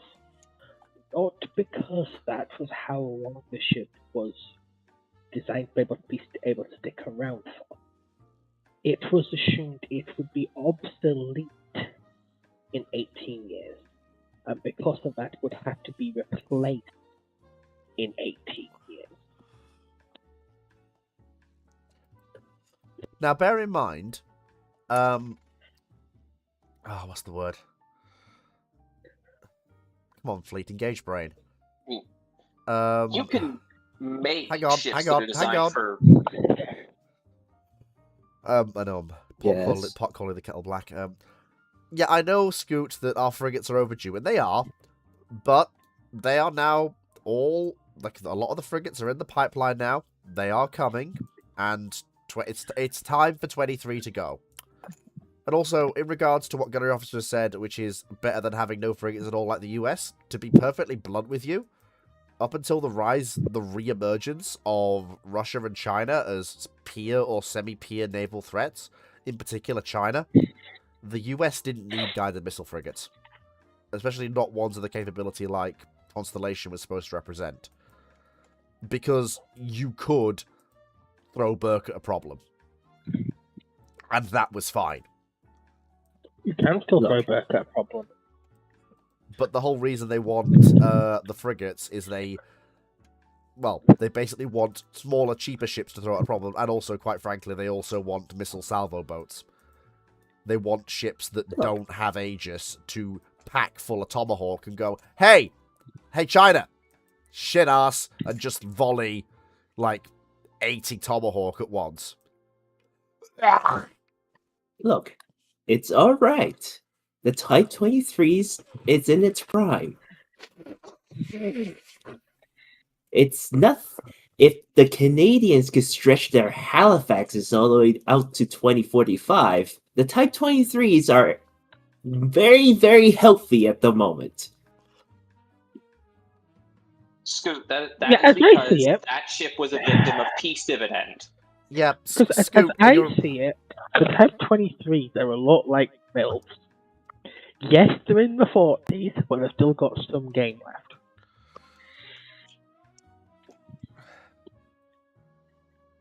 You see, the Now, next Halifaxes, question. on the other hand, are like actual millennials, where they're expected to retire when they're 80.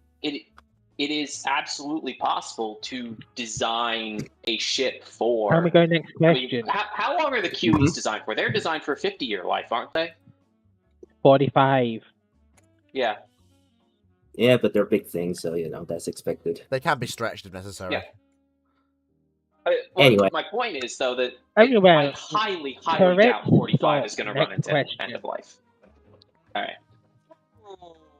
Okay. Hello. Okay, How so are the you doing? next question is, let me have a look. How is everyone? This will be the last question for today. Oh, goody. I got back from St. Ursel, and I was just coming in to say, Fleet, you're unwell, and I've been listening to you the whole time be unwell. When are you going to finish? And you're going to finish now. That's good. I mean, Also- I'm not as unwell as I have been over the last few days. You should have heard me yesterday on bloody Twitch. Yeah. Also, just on the last question quickly, Type 23s were built as a light frigate program. They've already been through one ship hull life extension program, which caused us to cut ships. These are overworked hulls. The Halifax class were built like the Type 22s. They were built to last.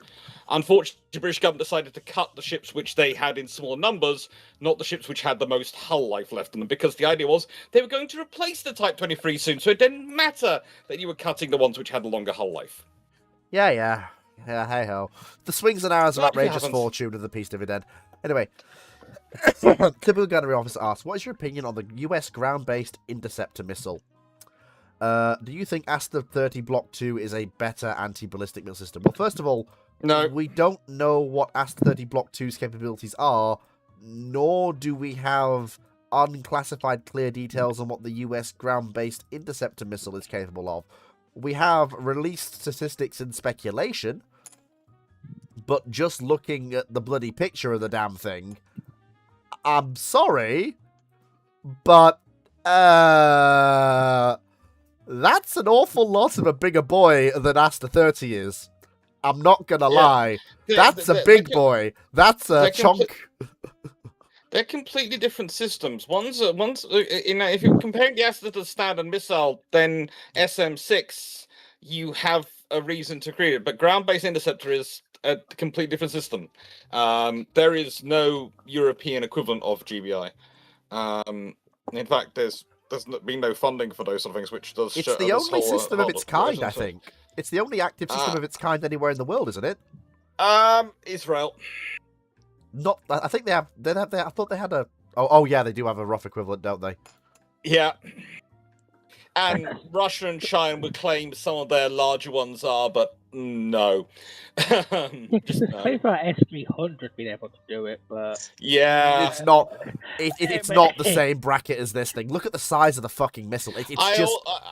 I also have been known to claim that I can run as fast as I did in my 20s. That doesn't mean it's truthful in anything other than my brain. I mean, I'm gonna post the picture again. Look at the fucking size of that missile. That is not an S300 or fucking Aster 30 equivalent. That is a chunky boy. That is If you want real fun, I've got a picture of me standing next to one of those missiles somewhere. That's fucking huge. To give you a humanized scale of it. I've got a picture of me standing next to one of them. There are humans in the picture. Look at it. It's fucking huge. Yeah. That's just the reality of it. But also, you mentioned Aster 30 Block 2. We hadn't even got Block 1 yet, Chief. Yes, we have. We're on Block 1 NT fleet. I thought Block 1 was due to phase in this year, according to Sea No, we have Block 1 NT. We're on to Block 1 NT. Sea Honors, what do you want about? I mean, I know he serves on 45, but... However, No, big thing it's is Block 2 hasn't been fired yet. The British are calling Block 1 a Block 1 NT Block 1, because we didn't do the Block 1 upgrade. But for everyone else, it's called Block 1 NT. It's Block 1 NT, and Block 2 is coming along. The British will probably ignore Block 2 and then wait for Block 3 upgrade, because our government likes to save money by skipping the upgrades. Brilliant! Which we will then call Block 2. Yes! Yay! Calling it Block 3. Yippee! Government inefficiency! Kill me now! There were times I was listening to tonight's discussion and going, actually, I can explain this all in one word: the British government. There was the whole argument about why do we social the Sea Harriers in the Falklands War? Because the British government was procuring them slowly because they thought they wouldn't have to use them, like the F-35. And now we have to use them, so we have to pay. And then we through find the we nose. don't have enough. Yeah. Yes. And the difference was with the Sea Harrier, we controlled the production line, so we could speed it up. Whereas with the F-35, we cannot. We control Jack ship. You can swear here. It's my channel. Called a good form to make sure that you don't, because that means you don't slip whenever you're around. It's good habit to get into. True. I just don't have that habit. There's a reason personally, I think anyone who can't take a swear word is a little bitch. Yes, but around children, you have to understand it is a case of no, you probably children and advertisers. Yeah, but no. As the youngest here, I can tell you that Kids I learn don't- much worse by driving around in cars with Look, a pet. I have a rule of Yes, not but swearing in still. front of children and fleets here, so I try and be nice. There's a difference between fleet and a child. Big goof. You've literally Look, been to in Japan my with me. I I swear traveled like to a Japan, sailor. the amoeba. You know Yeah, you fucking what? No, you tried to. It was embarrassing. We all felt slightly worried for you. It was fun having the youngster with us. It was the case of Son of a bitch. where's the child gone? Have we got his travel reins on him? You know. Says the man who sometimes actually led us to the place we were supposed to be going. Yes, I did lead you to the place you were supposed to be going regularly. Bastard, damn it. Oh, for fuck's sake. Right, anyway, on that fucking abysmal disappointment, it is time to end. It's not big enough, bombshell. That fleet got lost, and I had to keep correcting him. No, Anyway. no, it's not. No, the fact that Fleet is You got apparently lost rich, again. Like, I get that he's a northerner, but he's from that part of the north where I don't think they've figured out language yet. Nope. Sorry, we in the north do not accept him as a northerner. You can do. You can. I think mean, he's he still- is from Sheffield. He's a think still Midlander, considered- clearly He's now. a Midlander. He's a Midlander. I think he is. I think we've all agreed he's a Midlander. No. Because the Midlanders- Southerners don't want him. I can tell you that. The Southwesterners definitely were quite happy being fleetless. Because I find it the thing is, interesting that the Midlanders are savage, yes, but they have written language. Mhm. And I'm not sure Fleet and Fleet people do. You know, this is why. This fucking why. I can't have nice things. And Fleet's native. Oh, this is why Sheffield- Ramblings is fun. Yeah, exactly. For those Americans in chat, I'll give you a idea what Sheffield is like. Imagine a town. That You used better to be actually very make careful what you steel, fucking say. That makes steel, but doesn't anymore. That's got an annoyingly bad football team. No, I'd say Two imagine a town two where- annoyingly bad football teams. Imagine a town which got overly obsessed with concrete in the 1960s. First of Yeah. all, you do And realise. they're like what would happen if you gave concrete and football to a native Papua New Guinea tribe, picked them up, and put them in the middle of Yorkshire. Look, First of the all, one- the one first thing of you all, say when you get to Sheffield is at least the one thing that is good about when you get to Sheffield is you go at least it's not Milton Keynes. well, to be fair, Really? anywhere I just to felt be- like For, it's not for, the, legal. for the Americans, think Cleveland.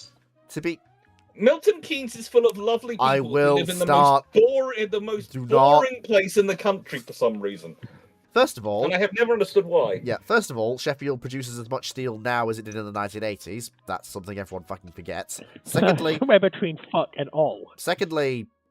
we are one of the only places in the UK that can do specialized forgings. Forge That's masters because the go government bought the company which was going bankrupt, still or in it was exists. always going to be got rid of. Yes. You And know, also- I just Listen, presume and everyone who there's lives still the in smack plant, Milton Keynes. and there's still the smack plant not banging away, Yeah. and that is private. Which, I just thought- which occasionally we're going to send Fleet down to work in because we think it I might tried do to get a well. job there when I was younger, an apprenticeship. Yeah, I didn't get it. Anyway, Yeah, you see, um, the only thing anyway, useful anyway, about Sheffield is anyway. Sheffield United, and they used to be quite a good football team about 7 years ago, and mean- they look like a motto for the north of England. Where anyway, in the 1940s, it was actually a functional part of the UK. However, 7 years later, or in the UK's case, 70 years later, as of 2010, they're not. anyway, so I guess that's know- time. I guess it's time to say goodbye. We're done. But. While Ramblings is over, Fleet will be doing something else afterwards in the gaming area of the server. What I have discovered. Coughing up blood. Oh, boy. Well, yes, that is Oh Lord, help us that all. is also something I'm doing. Fuck! I forgot what my train of thought was. I've discovered one of my old favorite mods is back, so I'm gonna go and play that. And anyone who wants Riley's to come with objecting me. to the fact that you claim you had a train of thought. I'm off to He has find a some train. food. I don't know if it's of thought.